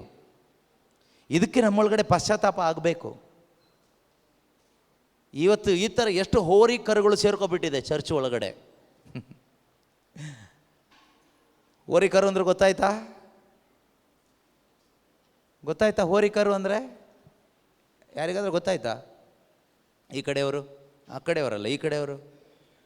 ಹೋರಿ ಕರು ಅಂತ ಹೇಳಿ ನಾನು ಹೇಳಿದ್ನಲ್ಲ, ಏನಾದರೂ ಐಡಿಯಾ ಬಂತ? ಹೋರಿ ಗೊತ್ತಾ? ಗೊತ್ತಿಲ್ಲ? ಏನು ಹೋರಿ ಕರು ಅಂದರೆ ಏನು ಗೊತ್ತಾಯ್ತು? ಹೇಳಿ ನೋಡೋಣ ಅದರ ಹಿನ್ನೆಲೆ. ಚಿನ್ನದ ಹೋರಿ ಕರು ಎಲ್ಲಿಂದ ಬಂತು? ಅವರೇ ಮಾಡಿಕೊಂಡ್ರು ಅಲ್ವಾ? ಮೋಶೆ ಬೆಟ್ಟದ ಮೇಲೆ ಪ್ರಾರ್ಥನೆ ಮಾಡ್ಲಿಕ್ಕೆ ಹೋದಾಗ ಇಸ್ರಾಯೇಲ್ ಜನರು ಕೆಳಗಡೆ ಆರೋನನ್ನು ಹಿಡ್ಕೊಂಡ್ರು. ಮೋಶೆ ಬಂದಿಲ್ಲ, ನಮ್ಮನ್ನು ಮುನ್ನಡೆಸಲಿಕ್ಕೆ ಒಬ್ಬರು ದೇವರು ಬೇಕು, ನಮಗೊಂದು ದೇವ್ರು ಮಾಡಿಕೊಡಪ್ಪ ಅಂತ ಆರೋನನಿಗೆ ಕೇಳ್ಕೊಂಡ್ರು. ಆರೋನ ಏನು ಮಾಡ್ದ? ಜನರನ್ನ ಮೆಚ್ಚಿಸ್ಲಿಕ್ಕೆ ಹೋದ. ಅಲ್ಲಿವರೆಗೂ ದೇವ್ರನ್ನ ಮೆಚ್ಚಿಸ್ಕೊಂಡು ಬಂದ. ನೋಡಿ, ಈ ಆರೋನಂತ ಕೆಲವರು ಲೀಡರ್ಸ್ಗಳಿದ್ದಾರೆ ಚರ್ಚ್ ಒಳಗಡೆ, ಸಭೆ ಒಳಗಡೆ, ಜನರನ್ನ ಮೆಚ್ಚಿಸೋರು, ಈ ಹೋರಿಕರು ಬಿಸ್ನೆಸ್ಸಲ್ಲಿರೋರು. ಆಯಿತಾ? ಆರೋನ ಥರ ಇರ್ತಕ್ಕಂಥ ಅನೇಕ ದೇವ ಸೇವಕರುಗಳಿದ್ದಾರೆ, ಆರೋನನ ಥರ ಕೆಲವು ಲೀಡರ್ಸ್ಗಳಿದ್ದಾರೆ. ಇದು ವಿಮೋಚನಾ ಕಾಂಡ 32ನೇ ಅಧ್ಯಾಯ ಅನಿಸುತ್ತೆ. ವಿಮೋಚನಾ ಕಾಂಡನ ತೆಗಿತೀನಿ ರೀ. ವಿಮೋಚನಾ ಕಾಂಡ 32 ಹೆಡ್ಡಿಂಗ್ ಏನಿದೆ? ವಿಮೋಚನಾ ಕಾಂಡ ತೆಗೆದ್ರಾ? ತೆಗೆದು ಓದಿ ನೋಡೋಣ ಹೆಡ್ಡಿಂಗ್ ಏನಿದೆ ಅಂತ. ಚಿನ್ನದ ಹೋರಿಕರು. ಏನಂತ ಇದೆ? ಏನಂತ ಇದೆ? ಏನಂತ ಇದೆ? ಚಿನ್ನದ ಹೋರಿಕರುಗಳು. ಕರು ಇತ್ತು, ಕರುಗಳು. ಈಗ ಚಿನ್ನದ್ದು, ಬೆಳ್ಳಿದು, ಮರದ್ದು, ತಗಡಿಂದು, ಮಣ್ಣು ಮುದ್ದೆದು, ಈ ರೀತಿ ಅನೇಕ ಹೋರಿಕರುಗಳು ಇವತ್ತು ಚರ್ಚ್, ಕ್ರೈಸ್ತ ಸಭೆ ಒಳಗಡೆ ತಂದು ಇಟ್ಕೊಬಿಟ್ಟಿದ್ದಾರೆ. ಇದೇ ದೇವರು, ಅಡ್ಡ ಬೀಳ್ರಿ, ಇದೇ ದೇವರು, ಪ್ರಾರ್ಥಿಸ್ರಿ ಒಳ್ಳೇದಾಗುತ್ತೆ, ಇದೇ ನಮ್ಮನ್ನು ಕಾಪಾಡೋ ದೇವರು, ಮನೆ ದೇವರು, ನಮ್ಮ ಮನೆಗೆ ದೇವರ ಆಶೀರ್ವಾದ ಬರುತ್ತೆ ಎಂದು ಅನೇಕ ಮೂಕ ವಿಗ್ರಹಗಳನ್ನು, ಜೀವ ಇಲ್ತಕ್ಕಂಥ ಮನುಷ್ಯನ ಆಕೃತಿಗಳನ್ನು ಮಣ್ಣಿಂದ, ಮರದಿಂದ, ಚಿನ್ನದಿಂದ, ಬೆಳ್ಳಿಯಿಂದ ಮಾಡಿಸಿ ಮನೆ ಒಳಗಡೆ ಇಟ್ಕೊಂಡು ದೇವರ ಸ್ಥಾನವನ್ನು ಕೊಟ್ಟು ಅನೇಕ ಕ್ರೈಸ್ತರು, ಕ್ರೈಸ್ತ ಕುಟುಂಬಗಳು, ಕ್ರೈಸ್ತ ಸಭೆಗಳು ಪೂಜಿಸ್ತಾ, ಆರಾಧಿಸ್ತಾ, ಅಡ್ಡ ಬೀಳ್ತಾ ಇದ್ದಾರೆ.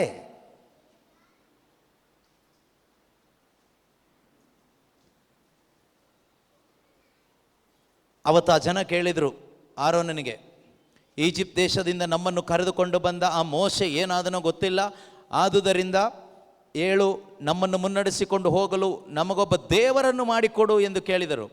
ಅದಕ್ಕೆ ಆರೋನನು ನಿಮ್ದೆಲ್ಲ ಚಿನ್ನ ತಂದುಕೊಡಿ ಅಂತ ಹೇಳ್ದ. ಎಲ್ಲರೂ ಚಿನ್ನ ಒಡವೆ ತಂದುಕೊಟ್ರು.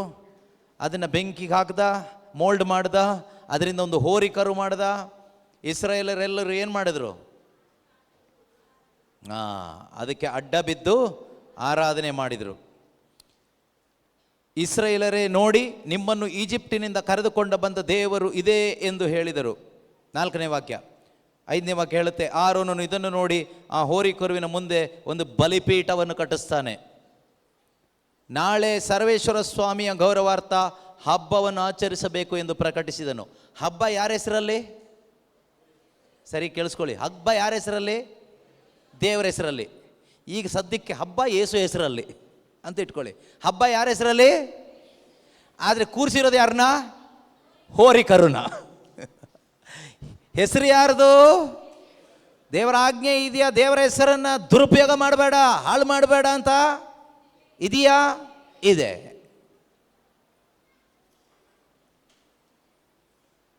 ದೇವರು ದೇವರೇನೆ, ಯೇಸು ಯೇಸುನೇ, ಅವರೊಬ್ಬರೇನೆ ಇರೋದು.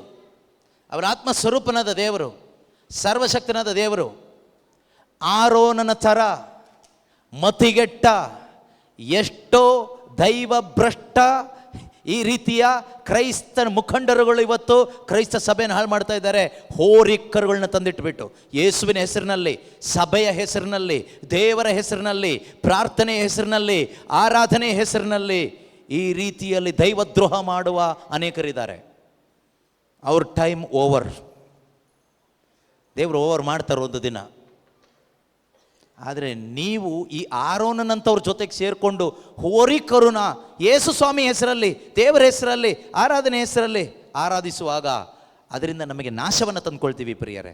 ಆದ್ದರಿಂದನೇ ಇವತ್ತು ನಮ್ಮಲ್ಲಿ ಅಭಿವೃದ್ಧಿ ಆಗ್ತಾ ಇಲ್ಲ, ಆತ್ಮಿಕ ಅಭಿವೃದ್ಧಿ ಇಲ್ಲ, ಒಂದು ಉಜ್ಜೀವನ ಇಲ್ಲ, ಒಂದು ಸಮಾಧಾನ ಇಲ್ಲ, ಜೀವಿತದಲ್ಲಿ ಒಂದು ಸಂತೋಷ ಇಲ್ಲ. ಈ ಥರ ಹೋರಿಕರುಗಳು ನಿಮ್ಮ ಮನೇಲಿ ಯಾವುದಾದ್ರೂ ಇದ್ದರೆ ಮನೆಗೆ ಹೋದ ತಕ್ಷಣ ಮೊದಲು ಮೂಟೆ ಕಟ್ಟಿ ಒಡೆದು ಬಿಸಾಡಿ. ಇಲ್ಲ ಅಂದರೆ ಹೋರಿ ಕರುಗಳು ನಿಮ್ಮ ಕುಟುಂಬಗಳನ್ನ ಎತ್ಕೊಂಡು ಹೋಗ್ತದೆ. ನಿಮ್ಮ ಕೈಯಲ್ಲಿದೆ, ನಿಮ್ಮ ಕುಟುಂಬ ನಿಮ್ಮ ಕೈಯಲ್ಲಿದೆ, ಬೇರೆ ಯಾರೂ ಕಾಪಾಡೋಕ್ಕಾಗಲ್ಲ, ನಿಮ್ಮ ಕೈಯಲ್ಲಿದೆ. ಇದೆಲ್ಲ ಯಾವುದು ನನ್ನ ಸ್ವಂತ ವಾಕ್ಯಗಳನ್ನ ನಿಮಗೆ ಹೇಳ್ತಾ ಇಲ್ಲ, ಬೈಬಲ್ನಲ್ಲಿರ್ತಕ್ಕಂಥ ವಾಕ್ಯಗಳು. ನಾಳೆ ಯಾರ್ದು ಹಬ್ಬ ಮಾಡೋಣ? ಸರ್ವೇಶ್ವರ ಸ್ವಾಮಿಯ, ಯೇಸು ಸ್ವಾಮಿದ ಹಬ್ಬ ಮಾಡೋಣ, ಕ್ರಿಸ್ಮಸ್ ಮಾಡೋಣ, ಆಯಿತಾ, ಗೌರವಾರ್ಥ ಹಬ್ಬ ಮಾಡೋಣ ಎಂದು ಪ್ರಕಟಿಸಿದನು. ಅಂತೆಯೇ ಮರುದಿನ ಬೆಳಗ್ಗೆ ಜನರು ಎದ್ದು ದಹನ ಬಲಿ, ಸಮಾಧಾನ ಬಲಿ ಎಲ್ಲವನ್ನು ಅರ್ಪಿಸಿದರು. ಎಲ್ಲ ಬಲಿ ದೇವರೇ ಹೇಳಿದ ಅರ್ಪಿಸಲಿಕ್ಕೆ, ಅವರು ಅರ್ಪಿಸಿದರು. ಆದರೆ ಯಾರಿಗೋಯ್ತು ಬಲಿ? ಎಲ್ಲ ಹೋರಿಕರು ಹೋಯ್ತು. ಹೋರಿಕರು ಹಿಂದಿದ್ದ ಆತ್ಮ ಯಾವುದು? ಪಿಶಾಚಿ. ಪಿಶಾಚಿ ಕೆಲಸ ಏನು? ದೇವರಿಗೆ ಸಲ್ಲಬೇಕಾದ ಆರಾಧನೆ ಅವನು ತಗೋಬೇಕು. ಅವನಿಗೆ ನೇರವಾಗಿ ಅವನು ಬಂದು ಕೂತ್ಕೊಂಡ್ರೆ ಯಾರು ಅವನ್ನ ಆರಾಧನೆ ಮಾಡಲ್ಲ. ಅವನು ಆ ಕರಿ ಕೆಂಡತ್ತರ ಹೀಗೆ ಬಂದು ಕೂತ್ಕೊಂಡು ಬಾಲ ಎಲ್ಲ ಬಿಟ್ಕೊಂಡು ಬಿಟ್ಕೊಂಡು ಕೂತ್ಕೊಂಡ್ರೆ ಅವನ್ನ ಯಾರು ಆರಾಧನೆ ಮಾಡ್ತಾರೆ? ಯಾರು ಆರಾಧನೆ ಒದ್ದು ಹೊರಗಾಗ್ತಾರೆ, ಏಯ್ ಕರಿಯ ಹೋಗು ಅಂತ. ಆದರೆ ಅವನು ಸುಂದರವಾದ ಚಿನ್ನದ ರೂಪದಲ್ಲಿ, ಮನುಷ್ಯನ ಆಕೃತಿಯಲ್ಲಿ, ದೇವದೂತನ ರೂಪದಲ್ಲಿ, ಯೇಸು ಸ್ವಾಮಿ ರೂಪದಲ್ಲಿ ಬಂದು ಕೂತ್ಕೊಬಿಟ್ರೆ ಎಲ್ಲರೂ ಮನೇಲಿ ಎತ್ಕೊಂಡು ಹೋಗಿ, ಅಯ್ಯೋ ಇದೇ ನಮ್ಮ ಮನೆ ದೇವರು, ಇವರೇ ನಮ್ಮ ರಕ್ಷಕರು, ಇವರೇ ನಮ್ಮ ಸರ್ವೇಶ್ವರ ಸ್ವಾಮಿ ಅಂತ ಅಡ್ಡ ಬೀಳಲ್ವಾ? ಆರಾಧಿಸಲ್ವಾ? ಈ ಟೆಕ್ನಿಕ್ ಪಿಶಾಚಿಗೆ ಗೊತ್ತು, ಅವ್ನು ನಿಮ್ಗಿಂತ ಟೆಕ್ನಿಕ್ ಮನುಷ್ಯ. ಆದರೆ ಹೋಗ್ತಾ ಇರೋ ಆರಾಧನೆ, ಈ ಬಲಿ ಅರ್ಪಣೆ ಎಲ್ಲ ಯಾರಿಗೆ ಹೋಯ್ತಲ್ಲಿ?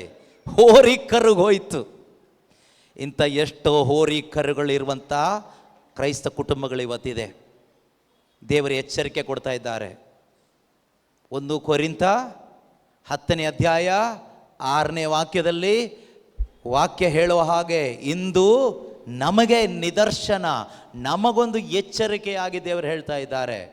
ಎಲ್ಲ ಥರದ ವಿಗ್ರಹಾರಾಧನೆಗಳನ್ನು ಬಿಟ್ಟು ಬಿಡಿ ಎಂದು ದೇವರು ಇದರಿಂದ ಮುಂದೆ ನೋಡಿ, ಈ ಜನರು ಮಾಡಿದ ಈ ಆರಾಧನೆಯಿಂದ ಆರೋನಿಗೂ ಪನಿಷ್ಮೆಂಟೇ, ಜನರ ಮೇಲೂ ದೇವ್ರ ಕೋಪ ಬಂತು. ಆಗ ಮೋಶೆ ಅಡ್ಡ ಬಂದ, ಸ್ವಾಮಿ ದಯವಿಟ್ಟು ಕಾಪಾಡಬೇಕು ಅಂತ.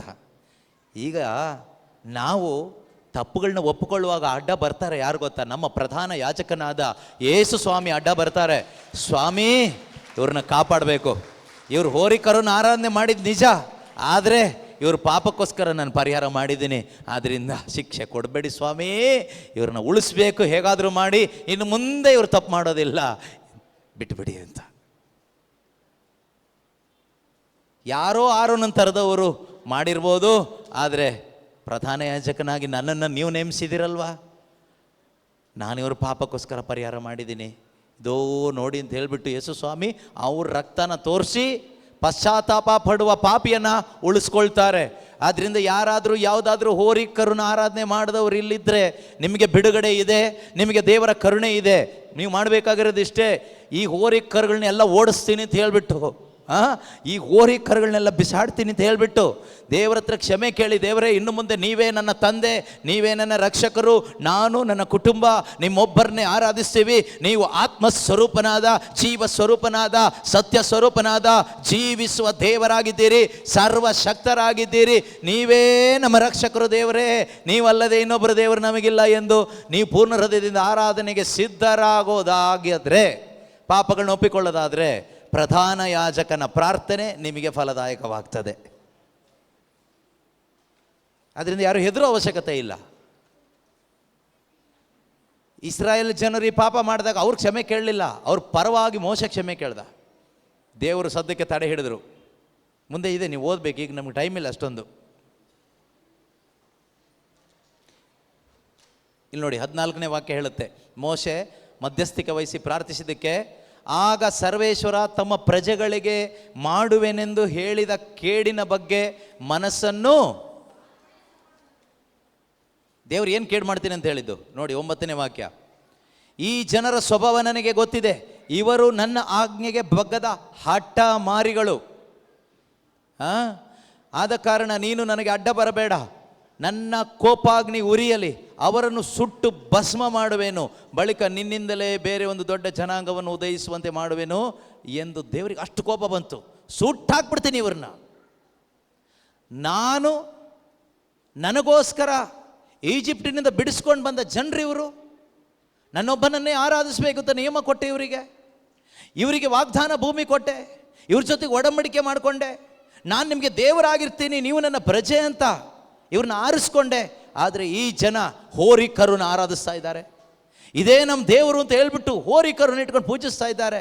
ಅಡ್ಡ ಬರಬೇಡ ಮೋಶೆ, ಅಡ್ಡ ಬರಬೇಡ, ನಾನು ಇವ್ರನ್ನ ಸುಟ್ಟು ಹಾಕ್ತೀನಿ ಅಂತ ದೇವ್ರು ಹೇಳಿದಾಗ, ಮೋಶೆ ದೇವರೇ ನೀವೇನಾದರೂ ಮಾಡಿ, ನೀವು ಹಂಗೆ ಸುಟ್ಟಾಕಂಗಿದ್ರೆ ನನ್ನ ಸುಟ್ಟಾಕಿ, ಫಸ್ಟು ನನ್ನ ಸುಟ್ಟಾಕ್ಬಿಡಿ, ಆಮೇಲೆ ಇವ್ರನ್ನ ಸುಟ್ಟಾಕಿ. ಹಾಗೆ ಇವತ್ತು ನಮಗೋಸ್ಕರ ಭಿನ್ನಯಿಸುವ ಒಬ್ಬರಿದ್ದಾರೆ, ಅವರೇ ಯೇಸು ಕ್ರಿಸ್ತರು. ಯೇಸು ಹೇಳ್ತಾರೆ ಅಪ್ಪನ ಹತ್ರ, ಅಪ್ಪ ನೀವು ಅವ್ರನ್ನ ಶಿಕ್ಷೆ ಕೊಡೋದಾದರೆ ನನಗೆ ಫಸ್ಟ್ ಹೊಡೀರಿ ಅಂತ. ಅಪ್ಪ ಯೇಸು ಹೊಡಿಯೋಕ್ಕಾಗಲ್ಲ, ಯಾಕಂದ್ರೆ ಹೊಡೆದಾಯ್ತು ಆಲ್ರೆಡಿ, ಇನ್ನು ಹೊಡೆಯಲ್ಲ. ಆದ್ದರಿಂದ ಪಶ್ಚಾತ್ತಾಪ ಪಟ್ಟು ದೇವರ ಸಮೀಪಕ್ಕೆ ಬರುವಾಗ, ಅವರ ಕೃಪಾಸನದ ಬಳಿಗೆ ಬರುವಾಗ, ಪ್ರಧಾನ ಯಾಜಕನಾದ ಯೇಸು ನಮ್ಮ ಪರವಾಗಿ ಪಿತನಲ್ಲಿ ಭಿನ್ನಯಿಸಿ ನಮಗೆ ಪಾಪ ಕ್ಷಮೆಯನ್ನು ತಂದು ಕೊಡ್ತಾರೆ. ಹಾಲೆಲೂಯ್ಯ. ಆದರೆ ಪಶ್ಚಾತ್ತಾಪ ದೇವರು ಪಡಬೇಕಾ, ನಾನು ಪಡಬೇಕಾ? ಪಾಪಕ್ಕೆ ವಿಮುಖನಾಗಬೇಕಾಗಿರೋದು ದೇವರ, ನಾನಾ? ಯಾರು ಪಶ್ಚಾತ್ತಾಪ ಪಟ್ಟು ಪಾಪಕ್ಕೆ ವಿಮುಖರಾಗ್ತಿರೋ ಅವರು ಎಲ್ರಿಗೂ ದೇವರ ಕರುಣೆ ಸಿಗುತ್ತೆ, ಬಿಡುಗಡೆ ಸಿಗುತ್ತೆ, ದೇವರಿಂದ ಬರುವ ಆಶೀರ್ವಾದಗಳು ಸಿಗ್ತದೆ. ಆಧ್ಯಾತ್ಮಿಕವಾದದ್ದು, ಭೌತಿಕವಾದದ್ದು ಒಳ್ಳೆಯದಾಗುತ್ತೆ. ಹೋರಿ ಕರುದು ಅಷ್ಟೇ ಸಾಕು ಸದ್ಯಕ್ಕೆ. ಸಾಕಾ? ಹೋರಿ ಕರುದು ಸಾಕಾ? ಸಾಕಾಗಲ್ಲ ಅಲ್ವಾ? ಸಾಕ್ಬಿಡಿ ಸದ್ಯಕ್ಕೆ. ಎರಡನೇ ಪಾಪ, ಇಸ್ರಾಯೇಲ್ ಜನರ ಮೊದಲನೇ ಪಾಪ ಯಾವುದು? ವಿಗ್ರಹಾರಾಧನೆ. ಎರಡನೇದು ಯಾವುದು ಗೊತ್ತಾ? ಅನೈತಿಕತೆ, ಇಲ್ಲಿಗಲ್ ರಿಲೇಶನ್ಶಿಪ್, ಸೆಕ್ಸುವಲ್ ಇಮ್ಮೋರಾಲಿಟಿ. ಇವತ್ತಿದೆಯಾ? ಇಲ್ಲಿಗಲ್ ರಿಲೇಶನ್ಶಿಪ್ಸ್ ಇದೆಯಾ?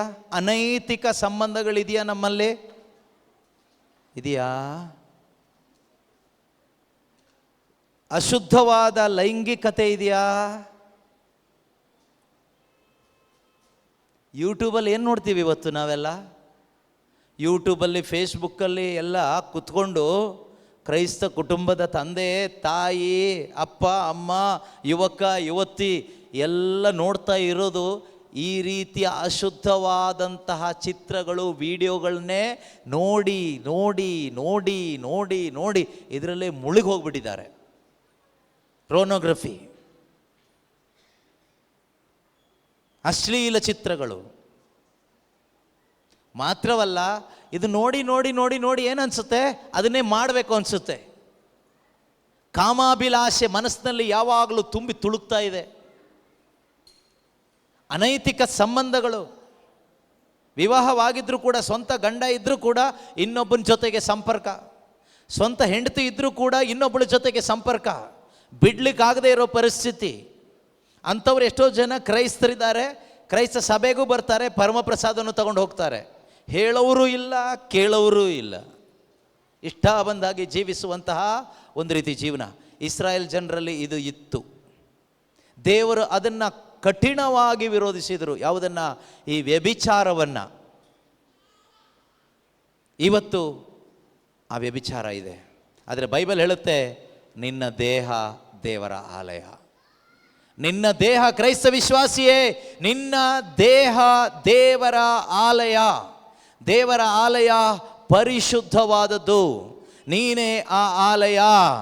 ಏಕೆಂದರೆ ಪವಿತ್ರ ಆತ್ಮ ನಿನ್ನ ಒಳಗಡೆ ಜೀವಿಸ್ತಾ ಇದ್ದಾರೆ. ನಿನ್ನ ದೇಹ ಇರುವುದು ಯಾವುದಕ್ಕಾಗಿ ಅಂದರೆ ದುರಾಚಾರಕ್ಕಾಗಿ ಅಲ್ಲ, ವ್ಯಭಿಚಾರಕ್ಕಾಗಿ ಅಲ್ಲ. ನಿನ್ನ ದೇಹ ಇರುವುದು ಪ್ರಭುವಿನ ಸೇವೆಗಾಗಿ, ದೇವರ ಸೇವೆಗಾಗಿ, ದೇವರ ಮಹಿಮೆಗಾಗಿ ಅಂತ ವಾಕ್ಯ ಹೇಳುತ್ತೆ. ವಾಕ್ಯ ಓದೋಣ. ಸಂತ ಪೌಲರು ಕೊರಿಂಥದವರಿಗೆ ಬರೆದಂಥ ಪತ್ರಿಕೆ 1 ಕೊರಿಂಥ 6ನೇ ಅಧ್ಯಾಯ 19-20ನೇ ವಾಕ್ಯ. ದೇವರು ನಿಮಗೆ ಅನುಗ್ರಹಿಸಿರುವ ಪವಿತ್ರಾತ್ಮರಿಗೆ. ಎಷ್ಟೋ ಸಾರಿ ವಾಕ್ಯ ಕೇಳಿಸ್ಕೊಂಡ್ರೂ ಕೂಡ ಕಡಿಮೆನೆ, ಆದರೂ ಮತ್ತೊಮ್ಮೆ ಕೇಳಿಸ್ಕೊಳ್ಳೋಣ. ದೇವರು ನಿಮಗೆ ಅನುಗ್ರಹಿಸಿರುವ ಪವಿತ್ರಾತ್ಮರಿಗೆ. ದೇವರು ನಿಮಗೆ ಅನುಗ್ರಹಿಸಿರುವ ಪವಿತ್ರಾತ್ಮರಿಗೆ. ನಿಮ್ಮ ದೇಹ ಗರ್ಭಗುಡಿಯಾಗಿದೆ. ನಿಮ್ಮ ದೇಹ ಏನಾಗಿದೆ? ನಮ್ಮ ದೇಹಗಳು ಏನಾಗಿದೆ? ಗರ್ಭಗುಡಿ, ಟ್ಯಾಬರ್ನಾಕಲ್, ಪರಮಪ್ರಸಾದ ಪೆಟ್ಟಿಗೆ. ನಮ್ಗೆ ಅರ್ಥ ಆಗೋ ರೀತಿ ಹೇಳೋದಾದರೆ ಗರ್ಭಗುಡಿ. ನಿನ್ನ ದೇಹ ಪರಮಪ್ರಸಾದದ ಪೆಟ್ಟಿ ಆಗಿದೆ. ನಿನ್ನ ದೇಹ ಗರ್ಭಗುಡಿ. ಕ್ರೈಸ್ತ ವಿಶ್ವಾಸಿಯೇ, ನಿನ್ನ ದೇಹ ಗರ್ಭಗುಡಿ. ದೇವರು ವಾಸ ಮಾಡುವ ದೇವರ ಮಂದಿರ. ಗುಟ್ಕಾ ತಿನ್ನುವ ಮಂದಿರ ಆಗಬಾರ್ದು, ಪಾನ್ ಪರಾಗ್ ತಿನ್ನುವ ಮಂದಿರ ಆಗಬಾರ್ದು, ಬೀಡಿ ಸಿಗರೆಟ್ ತಿನ್ನುವ ಮಂದಿರ ಆಗಬಾರ್ದು, ಅಶುದ್ಧತೆ ತುಂಬಿರುವ ಮಂದಿರ ಆಗಬಾರ್ದು. ಸೈತಾನ ಬಂದು ಸೇರ್ಕೊಂಡು ಬಿಡ್ತಾನೆ. ಆಮೇಲೆ ನಿನ್ನ ದೇಹ ಗರ್ಭಗುಡಿಯಾಗಿದೆ. ಹೇಳಿ ನೋಡೋಣ ಎಲ್ಲರೂ, ನನ್ನ ದೇಹ ಗರ್ಭಗುಡಿಯಾಗಿದೆ. ನನ್ನ ದೇಹ ದೇವರ ಆಲಯವಾಗಿದೆ. ನನ್ನ ದೇಹ ದೇವರ ಆಲಯವಾಗಿದೆ. ನನ್ನ ದೇಹ ದೇವರ ಆಲಯವಾಗಿದೆ. ಅದು ಆ ವಾಕ್ಯ, ಅದು ಮೇಲಿನ ವಾಕ್ಯ ಓದಿ, 18ನೇ ವಾಕ್ಯ. ವ್ಯಭಿಚಾರದಿಂದ ದೂರ ಸರಿಯಿರಿ. ಯಾವುದರಿಂದ ದೂರ ಸರಿಯಿರಿ? ಯಾವುದರಿಂದ ದೂರ ಸರಿಯಿರಿ? 2 ರೀತಿ ವ್ಯಭಿಚಾರ ಇದೆ. ಒಂದು ಮಾಮೂಲಿ ವ್ಯಭಿಚಾರ, ನಮಗೆ ಗೊತ್ತಿರೋದು. ಇನ್ನೊಂದು ವಿಶ್ವಾಸದ ವ್ಯಭಿಚಾರ. ಅದು ಯಾವುದು ಅಂದರೆ ಲೋಕದ ಮೇಲಿನ ಪ್ರೀತಿ, ಹಣದ ಮೇಲಿನ ಪ್ರೀತಿ, ಲೋಕದ ಮೇಲಿನ ಪ್ರೀತಿ, ಲೋಕವಸ್ತುಗಳ ಮೇಲಿನ ಪ್ರೀತಿ, ಮೋಹ, ವಿಶ್ವಾಸದ ವ್ಯಭಿಚಾರ. ಅದೊಂದು ವ್ಯಭಿಚಾರ, ಇದೊಂದು ವ್ಯಭಿಚಾರ. ಶಾರೀರಿಕವಾಗಿ ಅನೈತಿಕ ಸಂಬಂಧ. ವ್ಯಭಿಚಾರದಿಂದ ದೂರ ಸರಿಯಿರಿ. ಮಾನವನು ಮಾಡುವ ಇತರ ಪಾಪಗಳು. ಮಾನವನು ಮಾಡುವ ಇತರ ಪಾಪಗಳು ದೇಹಕ್ಕೆ ಬಾಹಿರವಾದವುಗಳು. ದೇಹಕ್ಕೆ ಬಾಹಿರವಾದವುಗಳು. ವ್ಯಭಿಚಾರ ಮಾಡುವಾತನು ತನ್ನ ದೇಹಕ್ಕೆ ದ್ರೋಹ ಬಗೆಯುತ್ತಾನೆ. ತನ್ನ ದೇಹಕ್ಕೆ ದ್ರೋಹ ಬಗೆಯುತ್ತಾನೆ. ಇವತ್ತೆಷ್ಟೋ ಜನ ವ್ಯಭಿಚಾರದಿಂದ ಅನೇಕ ಕಾಯಿಲೆಗಳಿಗೆ ಸಿಕ್ಕಾಕೊಂಡಿದ್ದೀರಾ, ನೆನ್ಪಿಟ್ಕೊಳ್ಳಿ. ವ್ಯಭಿಚಾರ ಮಾಡಿ, ವಿಗ್ರಹಾರಾಧನೆ ಮಾಡಿ, ಮಾಟ ಮಂತ್ರ ಮಾಡಿ ಎಷ್ಟೋ ಜನ ಮಾರಕವಾದ ರೋಗಗಳಲ್ಲಿ ಸಿಕ್ಕಾಕೊಂಡಿದ್ದೀರಿ, ಸಾಲದಲ್ಲಿ ಸಿಕ್ಕಾಕೊಂಡಿದ್ದೀರಿ, ಕುಟುಂಬ ಜೀವನ ಹಾಳು ಮಾಡ್ಕೊಂಡಿದ್ದೀರಿ, ನೆಮ್ಮದಿ ಕಳ್ಕೊಂಡಿದ್ದೀರಿ. ಯೇಸು ಸ್ವಾಮಿ ಈ ದಿನ ಪ್ರೀತಿಯಿಂದ ನಮಗೆ ಕರೆ ಕೊಡ್ತಾ ಇದ್ದಾರೆ. ನನ್ನ ಸಮೀಪಕ್ಕೆ ಬನ್ನಿ, ನಾನು ನಿಮ್ಮ ಸಮೀಪಕ್ಕೆ ಬರ್ತೀನಿ. ನಿಮ್ಮ ಪಾಪಗಳನ್ನು ಒಪ್ಪಿಕೊಂಡ್ರೆ ಅಷ್ಟೇ ಸಾಕು, ನನ್ನ ಕರುಣೆ ನಿಮಗೆ ಸಿಗ್ತದೆ ಅಂತ ದೇವರು ಹೇಳ್ತಾ ಇದ್ದಾರೆ. ದೇವರ ಕರುಣೆ ಪಡ್ಕೊಳ್ಳಿಕ್ಕೆ ಅವಕಾಶ ಇದೆ ಎಲ್ರಿಗೂ ಕೂಡ, ಎಲ್ರಿಗೂ ಅವಕಾಶ ಇದೆ. ದೇವರು ನಮ್ಮನ್ನು ಈಗ ದಂಡಿಸಲ್ಲ. ಅವರು ಬಂದಿರೋದು ಈಗ ದಂಡಿಸ್ಲಿಕ್ಕಲ್ಲ, ಪ್ರೀತಿಸಲಿಕ್ಕೆ. ನಮ್ಮ ಬಲಹೀನತೆ ಅವ್ರಿಗೆ ಗೊತ್ತು, ನಾವು ತಪ್ಪು ಮಾಡಿದ್ದೀವಿ ಅಂತ ಅವ್ರಿಗೆ ಗೊತ್ತು. ಆದರೆ ದೇವರು ನಮ್ಮ ಹತ್ರ ಕೇಳ್ಕೊಳ್ತಾ ಇರೋದು ಇಷ್ಟೇ, ನೀನು ಅದಕ್ಕೆ ವಿಮುಖನಾಗು, ಆ ಪಾಪಕ್ಕೆ ವಿಮುಖನಾಗು, ಪಾಪಗಳನ್ನ ಒಪ್ಪಿಕೋ, ಅಷ್ಟೇ ಸಾಕು. ವ್ಯಭಿಚಾರದಿಂದ ದೂರ ಸರಿಯಿರಿ. ವಿಶ್ವಾಸದ ವ್ಯಭಿಚಾರ ಇರ್ಬೋದು, ಈ ರೀತಿ ಅನೈತಿಕ ಸಂಬಂಧದಿಂದ ಕೂಡಿದ ಈ ರೀತಿಯ ವ್ಯಭಿಚಾರ ಇರಬಹುದು, ಇಲ್ಲಿಗಲ್ ಆದ. ಏಕೆಂದರೆ ನಿಮ್ಮ ದೇಹ ದೇವರ ಆಲಯ. ದೇವರು ನಿಮಗೆ ಅನುಗ್ರಹಿಸಿರುವ ಪವಿತ್ರಾತ್ಮರಿಗೆ ನಿಮ್ಮ ದೇಹ ಏನಾಗಿದೆ? ಗರ್ಭಗುಡಿಯಾಗಿದೆ. ಗರ್ಭಗುಡಿಯಾಗಿದೆ. ಆ ಪವಿತ್ರಾತ್ಮ ನಿಮ್ಮಲ್ಲಿ ವಾಸ ಮಾಡುತ್ತಿದ್ದಾರೆ ಎಂಬುದು, ಆ ಪವಿತ್ರಾತ್ಮ ನಿಮ್ಮಲ್ಲಿ ವಾಸ ಮಾಡುತ್ತಿದ್ದಾರೆ ಎಂಬುದು ನಿಮಗೆ ಗೊತ್ತಿಲ್ಲವೇ? ಪವಿತ್ರಾತ್ಮ ನಿಮ್ಮಲ್ಲಿ ವಾಸ ಮಾಡುತ್ತಿದ್ದಾರೆ. ಸಹೋದರ ಸಹೋದರಿ, ಯಾವ ಆತ್ಮ ನಿಮ್ಮಲ್ಲಿದ್ದಾರೆ? ಯಾವ ಆತ್ಮ ನಿಮ್ಮಲ್ಲಿದ್ದಾರೆ? ಯಾರಾದರೂ ಫ್ರೆಂಡ್ಸ್ ಬಂದು ನಿಮ್ಮನ್ನು ಯಾವುದಕ್ಕಾದರೂ ಕರೆದ್ರೆ ಹೇಳಬೇಕು, ನನ್ನ ಶರೀರ ದೇವರ ಆಲಯ, ನಾನು ಬರಲ್ಲ. ಹೆಣ್ಮಕ್ಳು, ಯುವಕರು ಯುವತಿಯರು ಮೈ ತುಂಬ ಕ್ಲೀನಾಗಿ ಬಟ್ಟೆ ಹಾಕೊಂಡಾಗ ಕೆಲವ್ರು ಹೇಳ್ಬೋದು, ನೀನೇನು ಈ ಥರ ಗೌರಮ್ಮನ ಥರ ಬಟ್ಟೆ ಹಾಕಿದ್ಯಲ್ಲ ಯಾಕೆ ಅಂತ ಕೇಳಿದಾಗ ಹೇಳಬೇಕು, ಇದು ಆ ಅಮ್ಮನ ಥರ ಈ ಅಮ್ಮನ ಥರ ಹಾಕಿಲ್ಲ ನಾನು, ನನ್ನ ದೇಹ ದೇವರ ಆಲಯ, ಪವಿತ್ರಾತ್ಮ ನನ್ನ ಒಳಗಡೆ ಇದ್ದಾರೆ, ಅದಕ್ಕೆ ಕ್ಲೀನಾಗಿ ಬಟ್ಟೆ ಹಾಕ್ಕೊಂಡಿದ್ದೀನಿ ಅಂತ. ಪವಿತ್ರಾತ್ಮ ಇಲ್ಲದೇ ಇದ್ದರೆ ಇಷ್ಟ ಬಂದಂಗೆ ಬಟ್ಟೆ ಹಾಕೋಬಹುದು. ಅದಕ್ಕೆ ಪವಿತ್ರಾತ್ಮ ನಿಮ್ಮ ಒಳಗಡೆ ಬಂದ ಮೇಲೆ ನಿಮ್ಮ ಬಟ್ಟೆ ಸ್ಟೈಲ್ ಚೇಂಜ್ ಆಗುತ್ತೆ. ಅಲ್ಲಿವರೆಗೂ ಹಿಂದೆ ಮುಂದೆ ಎಲ್ಲ ತೋರಿಸ್ಕೊಂಡೇ ಬಟ್ಟೆ ಡಿಸೈನ್ ಮಾಡಿಸ್ಕೊಳ್ಳೋದು. ಇವತ್ತು ಕೆಲವು ಲೇಡೀಸ್ ಇದ್ದಾರಲ್ವಾ, ಹೊಲಿಸ್ಕೋಬೇಕಾದ್ರೆ ಹಿಂದೆ ಮುಂದೆ ಎಲ್ಲ ಫುಲ್ ಓಪನ್ನೇ, ಯಾರಾದರೂ ನೋಡ್ಕೊಳ್ಳಿ ಅಂತ. ಒಳಗಡೆ ಇರುವ ಆತ್ಮ, ವ್ಯಭಿಚಾರದ ಆತ್ಮ, ಅವ್ರಿಗೆ ಗೊತ್ತಿಲ್ಲ. ಅದಕ್ಕೆ ಹೀಗೆ ಹೇಳ್ತಾ ಇರೋದು ನಾನು. ಯಾವಾಗ ಈ ವ್ಯಭಿಚಾರದ ಆತ್ಮ ಹೊರಗಡೆ ಹೋಗುತ್ತೋ ಆಗ ಎಲ್ಲ ಮುಚ್ಕೊಂಡು ಓಡಾಡ್ತೀವಿ. ನನ್ನ ದೇಹ ದೇವರ ಆಲಯ, ದೇವಾಲಯ ಪರಿಶುದ್ಧವಾದದ್ದು, ದೇವಾಲಯ ಹಾಳಾಗಬಾರ್ದು ಅಂತ ಪರಿಶುದ್ಧತೆಗೆ ನಮ್ಮಲ್ಲಿ ಆಸಕ್ತಿ ಬರುತ್ತೆ.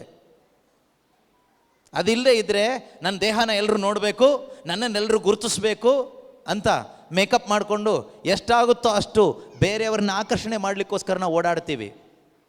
ಎಷ್ಟು ಲಕ್ಷಾಂತರ ರೂಪಾಯಿ ಈ ಮೇಕಪ್ಗೆ ಕೆಲವರು ಖರ್ಚು ಮಾಡ್ತಾರೆ ಗೊತ್ತಾ? ವರ್ಷ ಬ್ಯೂಟಿ ಪಾರ್ಲರ್ಗೆ ತಗೊಂಡೋಗಿ ಇಡ್ತಾರೆ ಗೊತ್ತಾ? ಯಾಕೆ ಅಂದರೆ ಅವರ ಒಳಗಡೆ ಅವ್ರಿಗೆ ಬ್ಯೂಟಿಫುಲ್ ಆಗಿರೋದು ಗೊತ್ತಾಗ್ತಾ ಇಲ್ಲ. ಪವಿತ್ರಾತ್ಮ ಬಂದಮೇಲೆ ಅವ್ರಿಗೆ ಗೊತ್ತಾಗುತ್ತೆ. ಏನು ಗೊತ್ತಾಗುತ್ತೆ ಗೊತ್ತಾ? ಪವಿತ್ರಾತ್ಮ ಬಂದಮೇಲೆ ಏನು ಗೊತ್ತಾಗುತ್ತೆ ಗೊತ್ತಾ? ಏನು ಗೊತ್ತಾಗುತ್ತೆ ಹೇಳಿ ನೋಡೋಣ. ನನ್ನಷ್ಟು ಬ್ಯೂಟಿಫುಲ್ ಯಾರೂ ಇಲ್ಲ ಅಂತ ಗೊತ್ತಾಗುತ್ತೆ. So what is the secret of your true beauty? Holy Spirit in you is the secret of your true beauty. ನಿನ್ನ ಒಳಗಡೆ ಇರುವ ಪರಿಶುದ್ಧ ಆತ್ಮನಾಗಿದ್ದಾರೆ ನಿನ್ನ ನಿಜವಾದ ಸೌಂದರ್ಯದ ಸೀಕ್ರೆಟ್. ನಿನ್ನೊಳಗಡೆ ಪರಿಶುದ್ಧಾತ್ಮರು ಬಂದ ಮೇಲೆ ನಿನಗೆ ಅರ್ಥ ಆಗತ್ತೆ, ನನ್ನಷ್ಟು ಬ್ಯೂಟಿಫುಲ್ ಯಾರೂ ಇಲ್ಲ, ನಾನು ಯಾಕೆ ಅವ್ರ ಥರ ಆಗಬೇಕು, ನಾನು ಯಾಕೆ ಇವ್ರ ಥರ ಮೇಕಪ್ ಮಾಡ್ಕೋಬೇಕು, ಕ್ಲೀನಾಗಿ ಏನಿದೆಯೋ ಬಟ್ಟೆ ಹಾಕ್ಕೊಂಡು ಏನು ಬೇಕೋ ಅಷ್ಟು ಡೀಸೆಂಟಾಗಿ ಮೇಕಪ್ ಏನು ಬೇಕೋ ಅದು ಮಾಡಿಕೊಂಡು, ಯಾರನ್ನೂ ಎಳ್ಕೊಳ್ಳಿಕ್ಕಲ್ಲ, ನೀಟಾಗಿ ಕಾಣಲಿಕ್ಕೆ. ಹಾಗಾದ್ರೆ ಮೇಕಪ್ ಮಾಡಬಾರ್ದಾ? ಪೌಡ್ರ್ ಹಚ್ಕೋಬಾರ್ದಾ? ಬೈಬಲ್ ಎಲ್ಲೂ ಹೇಳಲಿಲ್ಲ ನೀನು ಪೌಡ್ರ್ ಹಚ್ಕೋಬಾರ್ದು, ನೀನು ಮೇಕಪ್ ಮಾಡ್ಕೋಬಾರ್ದು, ಬಟ್ಟೆ ಹಾಕೋಬಾರ್ದು ಅಂತ. ಕ್ಲೀನಾಗಿ ಹಾಕೋ, ನೀಟಾಗಿ ಬದುಕಿ. ಬೇರೆಯವರ ಪಾಪಕ್ಕೆ ನಿನ್ನ ದೇಹ ಕಾರಣ ಆಗಬಾರ್ದು. ಯೇಸು ಸ್ವಾಮಿ ಏನು ಹೇಳ್ತಾರೆ ಗೊತ್ತಾ? ಇನ್ನೊಬ್ಬರ ಪಾಪಕ್ಕೆ ನೀನು ಕಾರಣ ಆದರೆ ನೀನು ದೊಡ್ಡ ಬೀಸೋ ಕಲ್ಲು, ಮನೇಲಿ ಬೀಸೋ ಕಲ್ಲು ಇದೆಯಾ? ರಾಗಿ ಜೋಳ ಎಲ್ಲ ಬೀಸ್ತೀರಾ? ಬೀಸೋ ಕಲ್ಲನ್ನು ಕುತ್ತಿಗೆ ಕಟ್ಟಿಸ್ಕೊಂಡು ಸಮುದ್ರ ದಬ್ಬಿಸ್ಕೋ, ಅಂದರೆ ನಿನ್ನ ಹೆಣ ಕೂಡ ಮೇಲೆ ಬರಬಾರ್ದು ಅಂತ. ದೇವರಿಗೆ ಇಷ್ಟ ಇಲ್ಲ, ಅವ್ರ ಹೆಣ ನೋಡಲಿಕ್ಕೂ ಇಷ್ಟ ಇಲ್ಲ. ಅವನು ಸುಮ್ಮನೆ ಹಾಗೆ ನೀರಿಗೆ ಬಿದ್ದು ಸತ್ತೋಗು ಅಂತ ಹೇಳಲಿಲ್ಲ ಯೇಸು ಸ್ವಾಮಿ. ನಿಮ್ಮಲ್ಲಿ ಯಾರಾದರೂ ಬೇರೆಯವ್ರಿಗೆ, ಕೆಲವ್ರು ಇದ್ದಾರೆ ನಾವು ಕುಡಿಯಲ್ಲ ಬೇರೆಯವ್ರಿಗೆ ಕುಡಿಸ್ತೀವಿ. ದೇವ್ರು ಹೇಳ್ತಾರೆ ನೀನೊಂದು ದೊಡ್ಡ ಬೀಸಕಲ್ಲಿ ಕುತ್ತಿಗೆ ಕಟ್ಕೊಂಡು ಸಮುದ್ರದಲ್ಲಿ ದಬ್ಬಿಸ್ಕೊಬಿಡು, ನಿನ್ನ ಹೆಣ ಕೂಡ ಮೇಲೆ ಬರಬಾರ್ದು, ಸಮಾಧಿಗೆ ಬರಬಾರ್ದು. ಹೆಂಗಸರು ಮನೆ ಹೊಡೆಯೋ ಕೆಲಸ ಮಾಡಬಾರ್ದು ಯಾರ್ದು, ಆಯಿತಾ? ನೀವು ಬೇರೆಯವ್ರ ಮನೆ ಹೊಡೆಯೋದಾದರೆ, ಮನೆ ಹಾಳು ಕೆಲಸ ಮಾಡೋದಾದರೆ, ನೀವು ದೊಡ್ಡದೊಂದು ಬೀಸಕಲ್ಲನ್ನ ಕುತ್ತಿಗೆ ಕಟ್ಟಿಸ್ಕೊಂಡು ಸಮುದ್ರ ಎಲ್ಲಿದೆ ಅಲ್ಲಿ ಹೋಗಿ ದಬ್ಬಿಸ್ಕೊಬಿಡಿ. ಮನೆ ಹಾಳಿಗಳು ಬದುಕಬಾರದು ಅಂತ ದೇವರು ಆಸೆ ಪಡ್ತಾರೆ. ಅಂದರೆ ಆ ಸ್ವಭಾವ ನಮ್ಮಲ್ಲಿ ಸಾಯಬೇಕು ಅಂತ.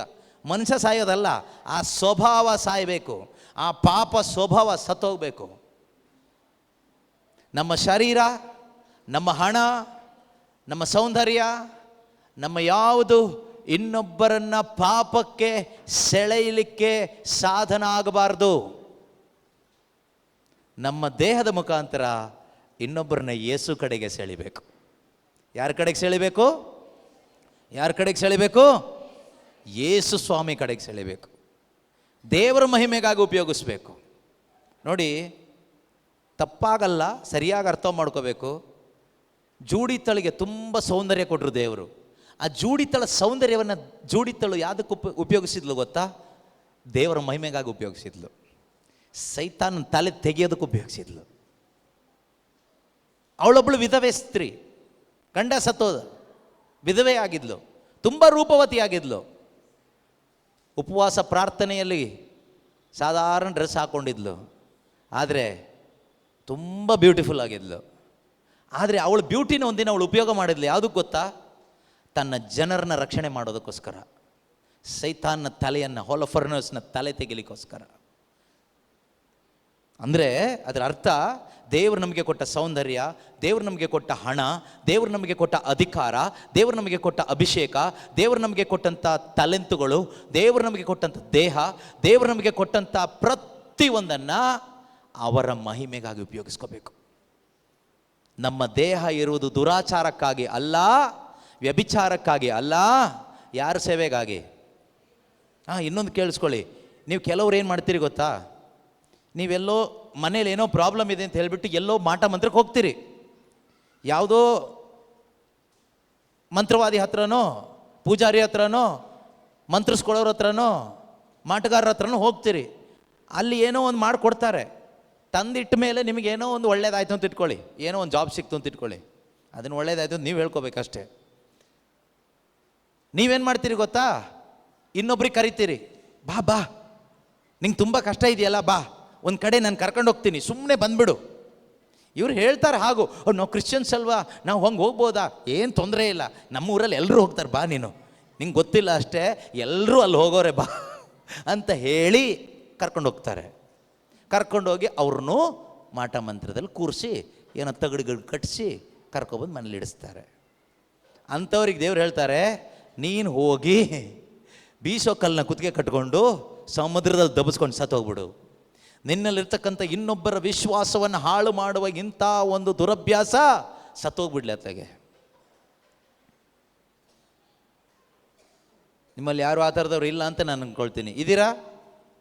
ಇದ್ದರೆ ಅವಕಾಶ ದೇವರು ಇವತ್ತು ಕೊಟ್ಟಿದ್ದಾರೆ ಮಾನಸಾಂತರ ಪಡಲಿಕ್ಕೆ. ದೇವರೇ, ನನ್ನ ಈ ದೇಹವನ್ನು ನಾನು ಈ ರೀತಿ ಪಾಪಕೃತ್ಯಕ್ಕೆ ಉಪಯೋಗಿಸಿ ನಿನಗೆ ದ್ರೋಹ ಮಾಡಿದೆ ಸ್ವಾಮಿ. ಇನ್ನು ಮುಂದೆ ಪ್ರಾಣ ಹೋದರೂ ಪರವಾಗಿಲ್ಲ, ಎಷ್ಟು ಕಷ್ಟ ಆದರೂ ಪರವಾಗಿಲ್ಲ, ನಿನಗೆ ವಿರುದ್ಧವಾಗಿ ನಾನು ಹೋಗೋದೇ ಇಲ್ಲ.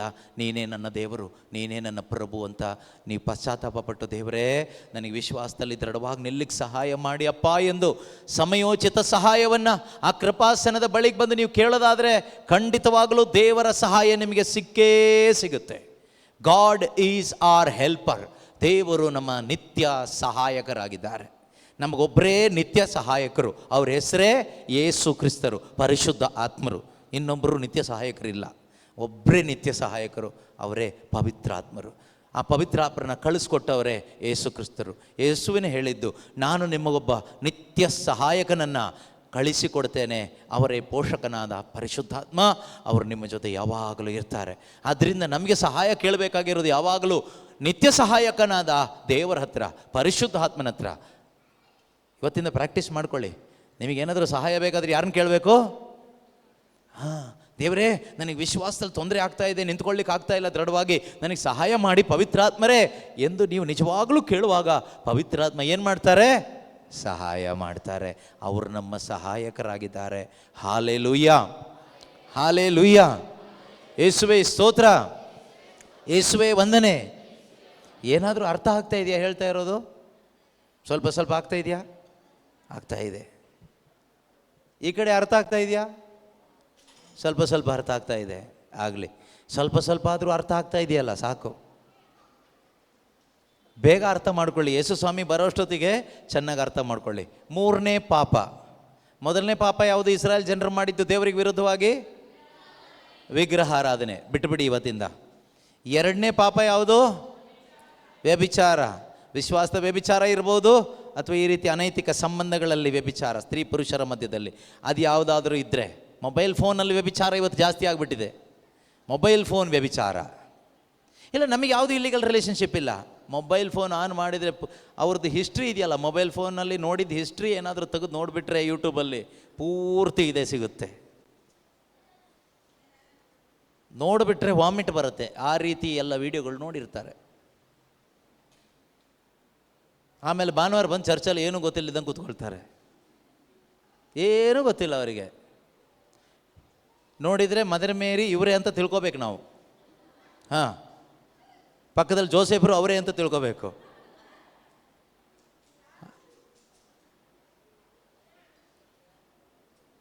ನಮ್ಮಲ್ಲಿ ಯಾರು ಆ ಥರ ಡೂಪ್ಲಿಕೇಟ್ ಆಗೋದು ಬೇಡ. ಪಶ್ಚಾತ್ತಾಪ ಪಡೋಣ. ನಮ್ಮೆಲ್ಲರಲ್ಲೂ ಬಲಹೀನತೆಗಳಿದೆ. ಇದೆಲ್ಲ ನಾವು ಮನಸ್ಸು ಮಾಡಿದರೆ ಬಿಡ್ಲಿಕ್ಕೆ ಆಗುವಂಥದ್ದೇ. ಯಾಕೆ ಇದನ್ನು ಹೇಳ್ತಾ ಇದ್ದೀನಿ ಅಂದರೆ, ನಾವು ಯಾರು ದಂಡನೆಯ ತೀರ್ಪಿಗೆ ಒಳಗಾಗಬಾರ್ದು, ದೇವರ ಕೋಪಕ್ಕೆ ಒಳಗಾಗಬಾರ್ದು.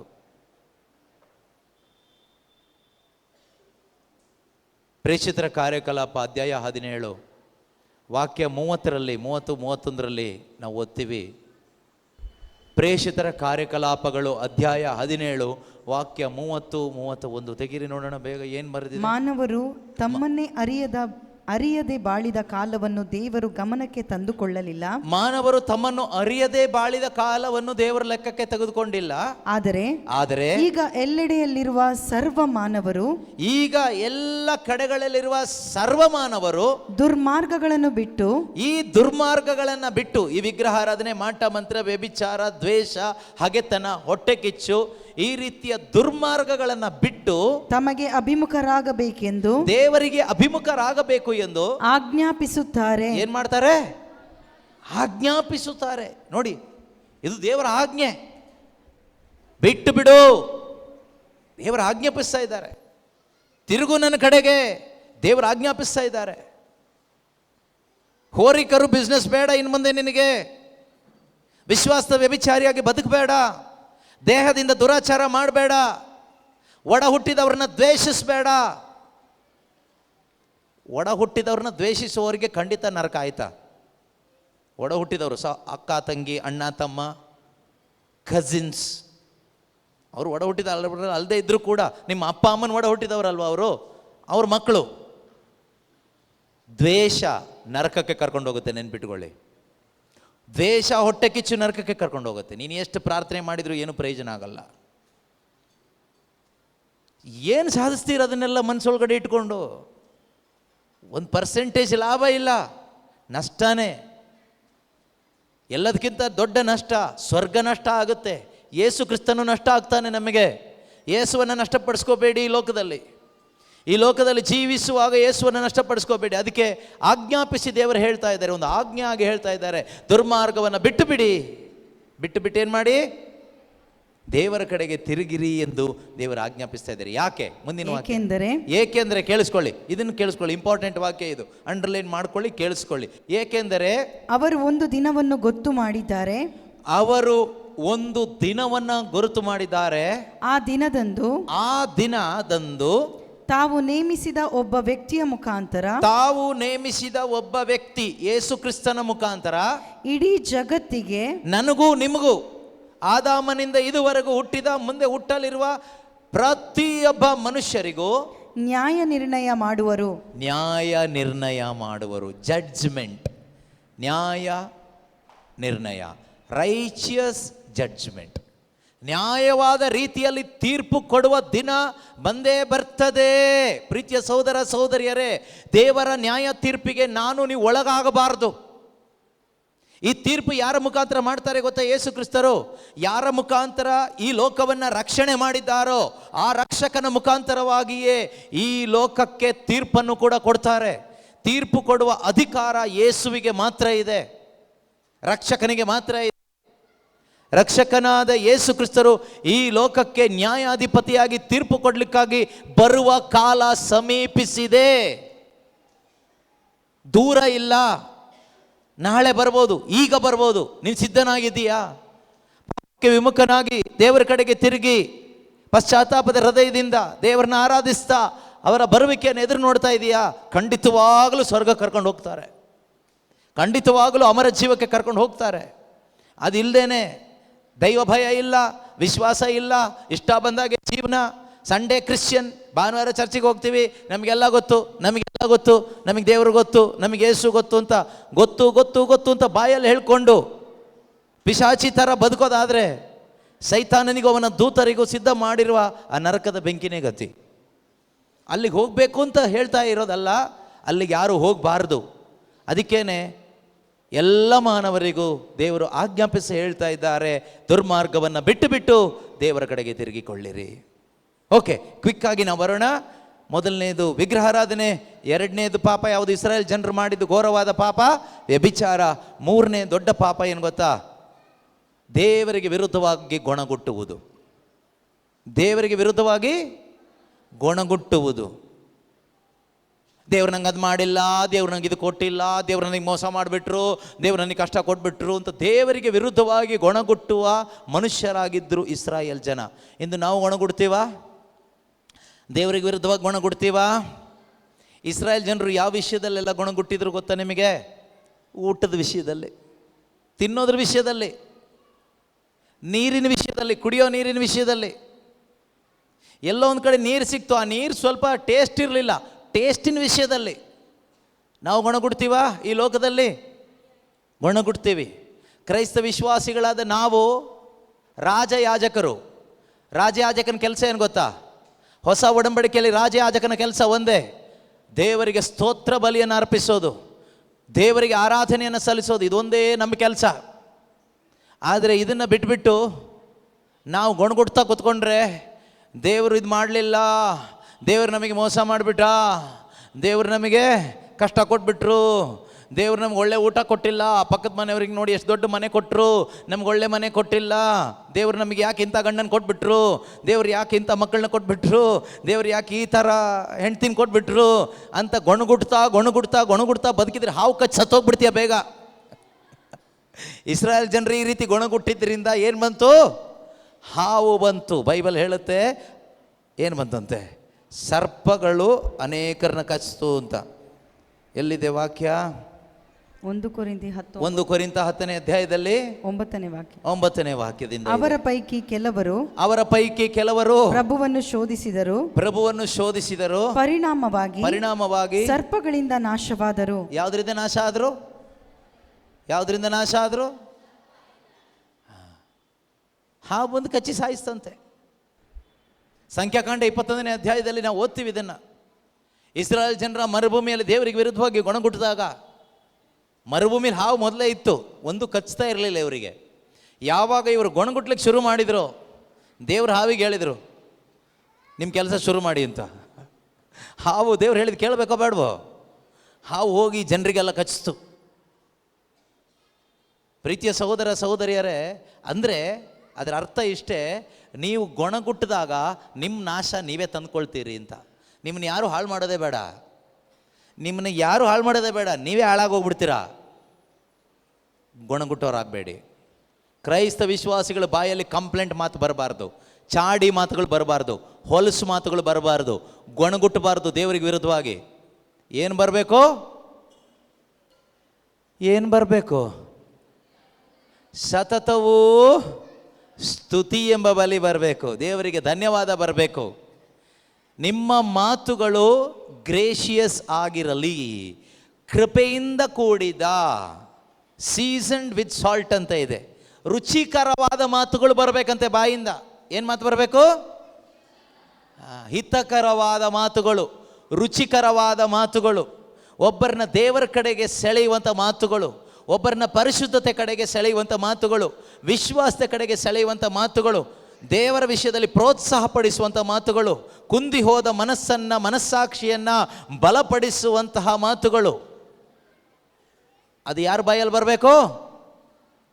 ನಮ್ಮ ಬಾಯಲ್ಲಿ ಬರಬೇಕು. ಅವಳು ಸರಿ ಇಲ್ಲ, ಅವನು ಸರಿ ಇಲ್ಲ, ಆ ಮನೆಯವರು ಸರಿ ಇಲ್ಲ, ಆ ಊರವರು ಸರಿ ಇಲ್ಲ ಅಂತ ಈ ರೀತಿ ಒಂದು ರೀತಿ ಕೊಳಚೆ ಮಾತುಗಳು ಬರಬಾರ್ದು. ಆ ನಾಲಿಗೆ ತಗೊಂಡು ಇಲ್ಲಿ ಬಂದು ಪರಮಪ್ರಸಾದ ತಗೊಳ್ಳಿಕ್ಕೆ ಬಂದರೆ ನಾಲಿಗೆ ಇನ್ನೂ ಸುಟ್ಟೋಗಿಲ್ಲ ಅಂದರೆ ದೇವ್ರ ಕರುಣೆ. ಯಾವತ್ತೋ ಸುಟ್ಟು ಹೋಗಬೇಕಾಗಿತ್ತು ನಾಲಿಗೆ, ಸ್ಟ್ರೋಕ್ ಹೊಡಿಬೇಕಾಗಿತ್ತು, ಇನ್ನು ಉಳ್ಕೊಂಡಿದೆ. ಅವ್ರು ಇವ್ರನ್ನ ಬೈದು ಶಾಪ ಹಾಕಿ ಅವಳು ಸರಿ ಇಲ್ಲ, ಇವಳು ಸರಿ ಇಲ್ಲ, ಅವಳು ಹಾಗೆ, ಇವಳು ಹೀಗೆ, ಅವಳು ಅದು ಇದು ನಿಂಗೆ ಗೊತ್ತಾ ಅಂತೆಲ್ಲ ಬಂದಿಲ್ಲ ನಾಲಿಗೆಯಲ್ಲಿ ಅಂತ ಉದ್ದ ಮಾಡಿ ಪರಮಪ್ರಸಾದ ತಗೊಂಡು ಹೋಗಿ ಇನ್ನೂ ನಾವು ಜೀವಂತವಾಗಿ ಉಳ್ಕೊಂಡಿದ್ದೀವಿ ಅಂದರೆ ದೇವರ ಕರುಣೆ. ಯಾವತ್ತೋ ಹೋಗಬೇಕಾಗಿತ್ತು, ಉಳ್ಕೊಂಡಿದ್ದೀವಿ ಇನ್ನೂ. ದೇವರು ಕರುಣಾಮಯಿ, ದೇವರು ಉಳಿಸಿದ್ದಾರೆ. ನಾವೇನು ಪುಣ್ಯವಂತರು ಅಂತ ನಮ್ಮನ್ನು ಉಳಿಸಿಲ್ಲ, ದೇವರು ಕರುಣಾಮಯಿ, ನಾವು ಉಳ್ಕೊಂಡಿದ್ದೀವಿ. ಆದರೆ ದೇವರು ಇವತ್ತು ನಮಗೆ ಚಾನ್ಸ್ ಕೊಟ್ಟಿದ್ದಾರೆ. ಪಾಪಕ್ಕೆ ವಿಮುಖರಾಗಿ ಯಾರ ಕಡೆಗೆ ತಿರುಗಿಕೊಳ್ಳಿ? ದೇವರ ಕಡೆಗೆ ತಿರುಗಿಕೊಳ್ಳಿ, ದೇವರ ಕಡೆಗೆ ತಿರುಗಿಕೊಳ್ಳಿ. ಈ ಗೊಣಗುಟ್ಟೋಕಲ್ಲ ದೇವರು ನಮ್ಮನ್ನು ಕರೆದಿರೋದು. ಈ ಗೊಣಗುಟ್ಟುವ ಜೀವನ ಇವತ್ತೇ ಎಂಡ್ ಮಾಡಿಬಿಡೋಣ. ನಾವೆಲ್ಲ ಒಳ್ಳೆ ಒಂದು ತೀರ್ಮಾನ ಮಾಡಬೇಕು ನಮ್ಮ ಮನಸ್ಸಲ್ಲಿ. ಇನ್ನು ಮುಂದೆ ವಿಗ್ರಹಾರಾಧನೆಗೆ ಗುಡ್ ಬೈ, ವ್ಯಭಿಚಾರಕ್ಕೆ ಗುಡ್ ಬೈ, ಗೊಣಗುಟ್ಟುವ ಜೀವನಕ್ಕೆ ಗುಡ್ ಬೈ. ಕೊನೆಯದಾಗ ಒಂದು ವಾಕ್ಯ ಹೇಳಿ ನಿಲ್ಲಿಸ್ತೀನಿ. 13ನೇ ವಾಕ್ಯ ಓದೋಣ ಇದೇ ಅಧ್ಯಾಯದಲ್ಲಿ. ಮಾನವರಿಂದ ಜಯಿಸಲಾಗದ 11ರಿಂದಾನೇ ಓದೋಣ. 11ರಿಂದ 11, 12, 13 ಇದು ಅಂಡರ್ಲೈನ್ ಮಾಡಿ ಇಟ್ಕೊಳ್ಳಿ. ಭಯಪಡಬೇಡಿ, ಧೈರ್ಯವಾಗಿರಿ. ಇದೆಲ್ಲ ಅವರಿಗೆ ಸಂಭವಿಸಿದುದು. ಇದೆಲ್ಲ ಅವರಿಗೆ ಅಂದ್ರೆ ಯಾರಿಗೆ? ಇಸ್ರಾಯೇಲ್ ಜನರಿಗೆ ಸಂಭವಿಸಿದ್ದು ಇತರರಿಗೆ ನಿದರ್ಶನವಾಗಿರಲೆಂದು. ಇತರರಿಗೆ ಅಂದ್ರೆ ನಮಗೆ ನಿದರ್ಶನ, ಉದಾಹರಣೆ ಆಗಿರಲಿ ಎಂದು ಇವುಗಳನ್ನು ಬರೆದಿಟ್ಟಿರುವುದು. ಇದನ್ನ ಈ ಪವಿತ್ರ ಪುಸ್ತಕದಲ್ಲಿ, ಬೈಬಲ್ನಲ್ಲಿ ಬರೆದಿಟ್ಟಿರುವುದು ಯುಗಾಂತ್ಯಕ್ಕೆ ಬಂದಿರುವ ನಮಗೆ. ಇಲ್ಲ, ಇದನ್ನ ಆಲ್ಟರ್ ಮೇಲೆ ಇಟ್ಟು ಪೂಜೆ ಮಾಡಲಿ ಅಂತ ಬರೆದಿಟ್ಟಿರೋದು. ಹೌದಾ? ಕ್ಯಾಂಡಲ್ ಅಂಟಿಸಿ ಇಟ್ಕೋಬಿಡಿ ಅಂತನಾ? ಅಲ್ಲ, ಯುಗಾಂತ್ಯಕ್ಕೆ ಬಂದಿರುವ ನಮಗೆ ಮುನ್ನೆಚ್ಚರಿಕೆಯಾಗಿರಲೆಂದು. ಮುನ್ನೆಚ್ಚರಿಕೆ ಅಂದ್ರೇನು?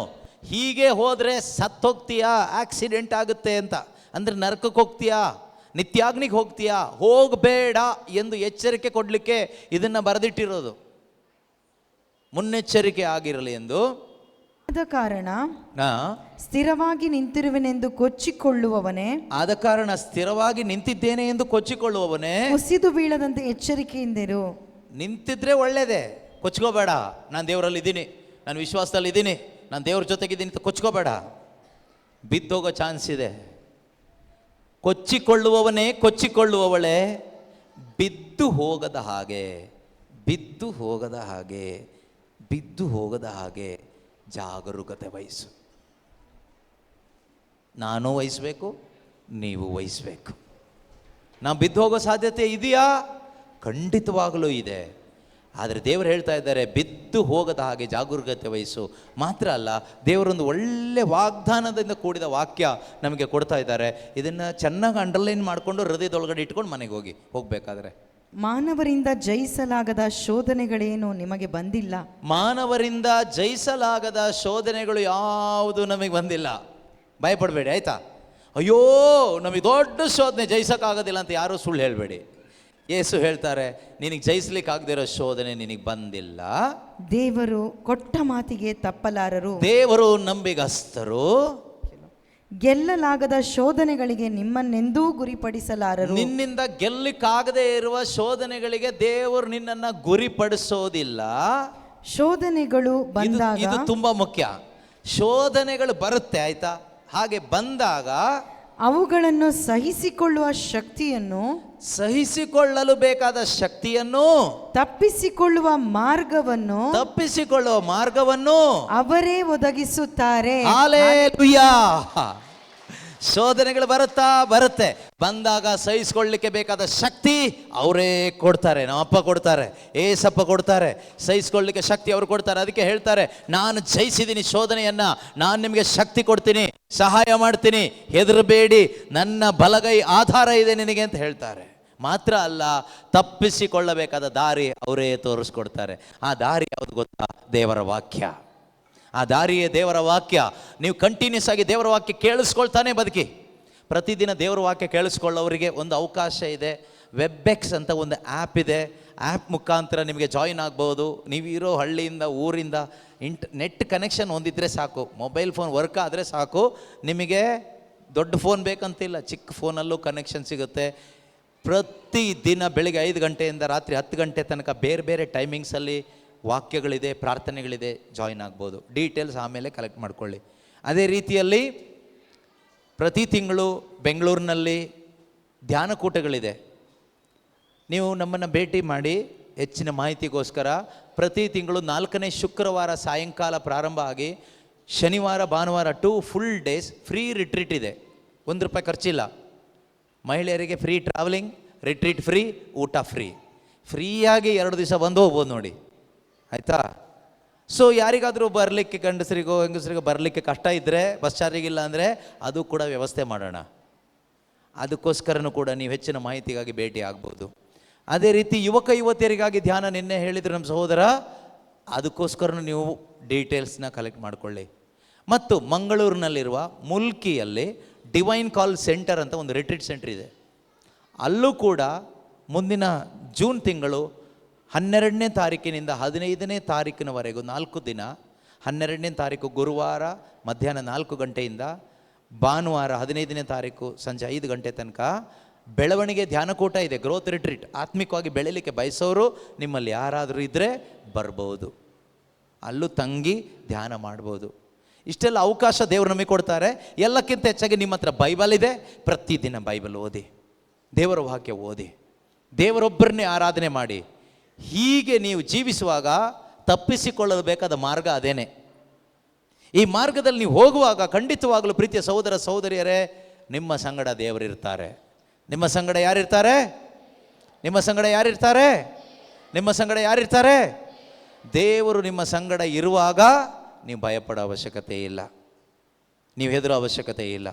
ಯಾಕೆ ಅಂದರೆ ಯೆಹೋಶುವನ ಗ್ರಂಥ ಅಧ್ಯಾಯ 1 ವಾಕ್ಯ 8-9ರಲ್ಲಿ ಈ ರೀತಿಯಾಗಿ ಹೇಳ್ತದೆ, ಈ ಧರ್ಮಶಾಸ್ತ್ರ ದೇವರ ವಾಕ್ಯ ಸದಾ ನಿನ್ನ ಬಾಯಲ್ಲಿರಲಿ, ನಿನ್ನ ಹೃದಯದಲ್ಲಿರಲಿ. ಇದನ್ನು ಬಿಟ್ಟು ಎಡಕ್ಕಾಗಲಿ ಬಲಕ್ಕಾಗಿ ಹೋಗಲು ಬೇಡ. ಆಗ ನೀನು ಹೋಗುವ ಸ್ಥಳದಲ್ಲೆಲ್ಲ ನಿನ್ನ ದೇವರು ಸರ್ವೇಶ್ವರನೂ ಆದ ನಾನು ನಿನ್ನ ಸಂಗಡ ಇರ್ತೀನಿ. ಹಾಲೆಲೂಯಾ, ಯೇಸುವೇ ಸ್ತೋತ್ರ.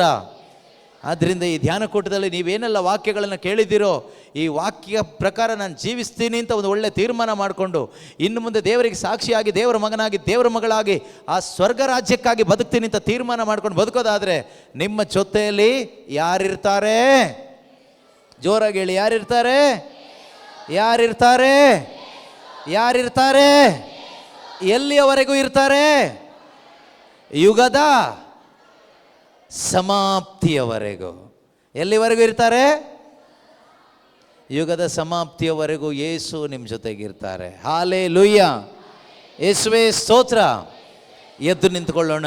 ಯುಗದ ಸಮಾಪ್ತಿಯವರೆಗೂ ನಮ್ಮ ಜೊತೆಯಲ್ಲಿರುವಂಥ ದೇವರಿಗೆ ನಾವು ಸ್ತೋತ್ರ ಮಾಡೋಣ. ನಮ್ಮ ಜೊತೆಯಲ್ಲಿ ದೇವರಿರ್ತಾರೆ. ನಮ್ಮ ಜೊತೆಯಲ್ಲಿ ಯಾರಿರ್ತಾರೆ? ನಮ್ಮ ಜೊತೆಯಲ್ಲಿರುವ ಯೇಸುವಿಗೆ ನಾವೇನು ಮಾಡಬೇಕೀಗ? ಏನು ಮಾಡ್ಬೋದು ಹೇಳಿ ನೋಡೋಣ? ಏನು ಮಾಡಲಿಕ್ಕಿಲ್ಲ, ಒಂದೇ ಇಮ್ಯಾನುವೇಲ್, ಇಮ್ಯಾನುವೇಲ್, ದೇವರು ನನ್ನೊಂದಿಗೆ, ಯೇಸು ನನ್ನ ಜೊತೆಗೆ. ಹೇಳಿ ನೋಡೋಣ, ಇಮ್ಯಾನುವೇಲ್, ಇಮ್ಯಾನುವೇಲ್, ಇಮ್ಯಾನುವೇಲ್. ಏನು ಹಾಗಂದ್ರೆ ಅರ್ಥ? ಹಾಗಂದ್ರೆ ಅರ್ಥ ಏನು? ಹಾಗಂದ್ರೆ ಅರ್ಥ ಏನು? ಯೇಸು ನಮ್ಮೊಂದಿಗೆ ಇರುವಾಗ ಭಯ ಇದೆಯಾ? ಇಲ್ಲ. ಯೇಸು ಇಲ್ಲದಿದ್ರೆ ಭಯ ಆಗುತ್ತಾ? ಆಗುತ್ತೆ. ಭಯನೂ ಆಗುತ್ತೆ, ಟೆನ್ಷನ್ ಆಗುತ್ತೆ, ಎಲ್ಲ ಆಗುತ್ತೆ, ಎಲ್ಲ ಹೆಚ್ಚು ಕಡಿಮೆ ಆಗುತ್ತೆ. ಯೇಸು ಜೊತೆಯಲ್ಲಿರುವಾಗ ಭಯ ಇಲ್ಲ. ಭಯಪಡಿಸ್ತಾರೆ ಯಾರಾದರೂ? ಭಯಪಡಿಸ್ತಾರೆ. ಅದು ನಾವು ಭಯಪಡೋದಿಲ್ಲ. ಯಾಕೆ ಹೇಳಿ? ನಮ್ಮ ಜೊತೆಗೆ ಯಾರಿದ್ದಾರೆ? ಮರಣವನ್ನು ಗೆದ್ದ ಯೇಸು ನಮ್ಮ ಜೊತೆಯಲ್ಲಿದ್ದಾರೆ. ಮೃತ್ಯುವನ್ನು ಜಯಿಸಿದ ಯೇಸು ನಮ್ಮ ಜೊತೆಯಲ್ಲಿದ್ದಾರೆ. ಪಾಪವನ್ನು ಜಯಿಸಿದ ಯೇಸು ನಮ್ಮ ಜೊತೆಯಲ್ಲಿದ್ದಾರೆ. ಇಂದಿಗೂ ನಮ್ಮ ಪಾಪಗಳನ್ನು ಕ್ಷಮಿಸುವಂತಹ ಪ್ರಧಾನ ಯಾಜಕ ಯೇಸು ನಮ್ಮ ಸಂಗಡ ಇದ್ದಾರೆ. ಇಮ್ಯಾನುವೇಲ್.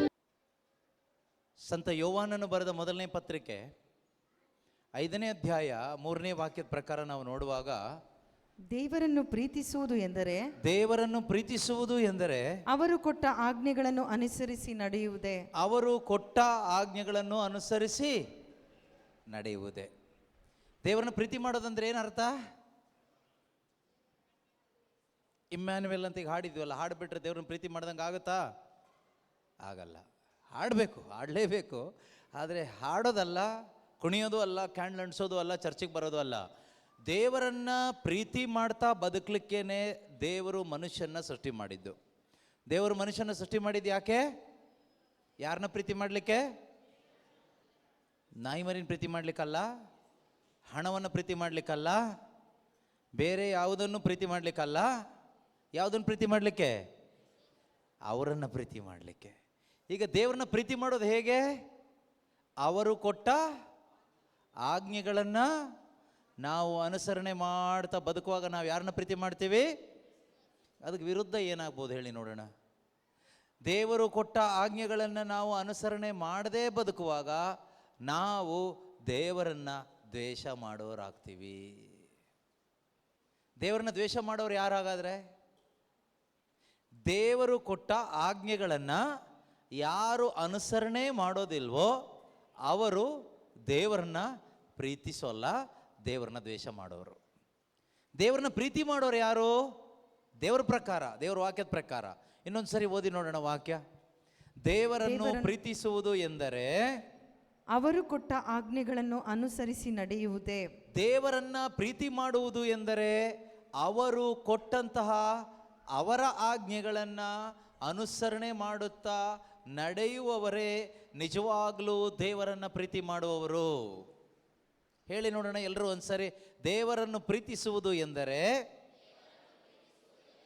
ಕ್ಯಾಂಡ್ಲ್ ಅಂಟಿಸೋದಲ್ಲ. ಹೇಳಿ, ಹಾಗೆ ಹೇಳಿ. ದೇವರನ್ನು ಪ್ರೀತಿಸುವುದು ಎಂದರೆ ಭಾನುವಾರ ಚರ್ಚಿಗೆ ಬರೋದಲ್ಲ, ಕ್ಯಾಂಡ್ಲ್ ಅಂಟಿಸೋದಲ್ಲ, ಕಾಣಿಕೆ ಹಾಕೋದು ಅಲ್ಲ, ಜೋರಾಗಿ ಹೇಳಿ, ತಲೆ ಬೋಳಿಸ್ಕೊಳ್ಳೋದು ಅಲ್ಲ, ಕುರಿ ಕೊಡೋದು ಅಲ್ಲ, ಕಾಣಿಕೆ ಕೊಡೋದು ಅಲ್ಲ, ಹರಕೆ ಹೊತ್ಕೊಳ್ಳೋದಲ್ಲ, ಬೂದಿ ಹಚ್ಕೊಳ್ಳೋದು ಅಲ್ಲ. ದೇವರನ್ನು ಪ್ರೀತಿಸುವುದು ಎಂದರೆ ದೇವರು ಕೊಟ್ಟ ಆಜ್ಞೆಗಳನ್ನು, ಅವರ ಮಾತುಗಳನ್ನು ಅನುಸರಣೆ ಮಾಡುವುದು. ಹಾಗಾದರೆ ದೇವರನ್ನ ಪ್ರೀತಿಸುವುದು ಅಂದರೆ ಏನು?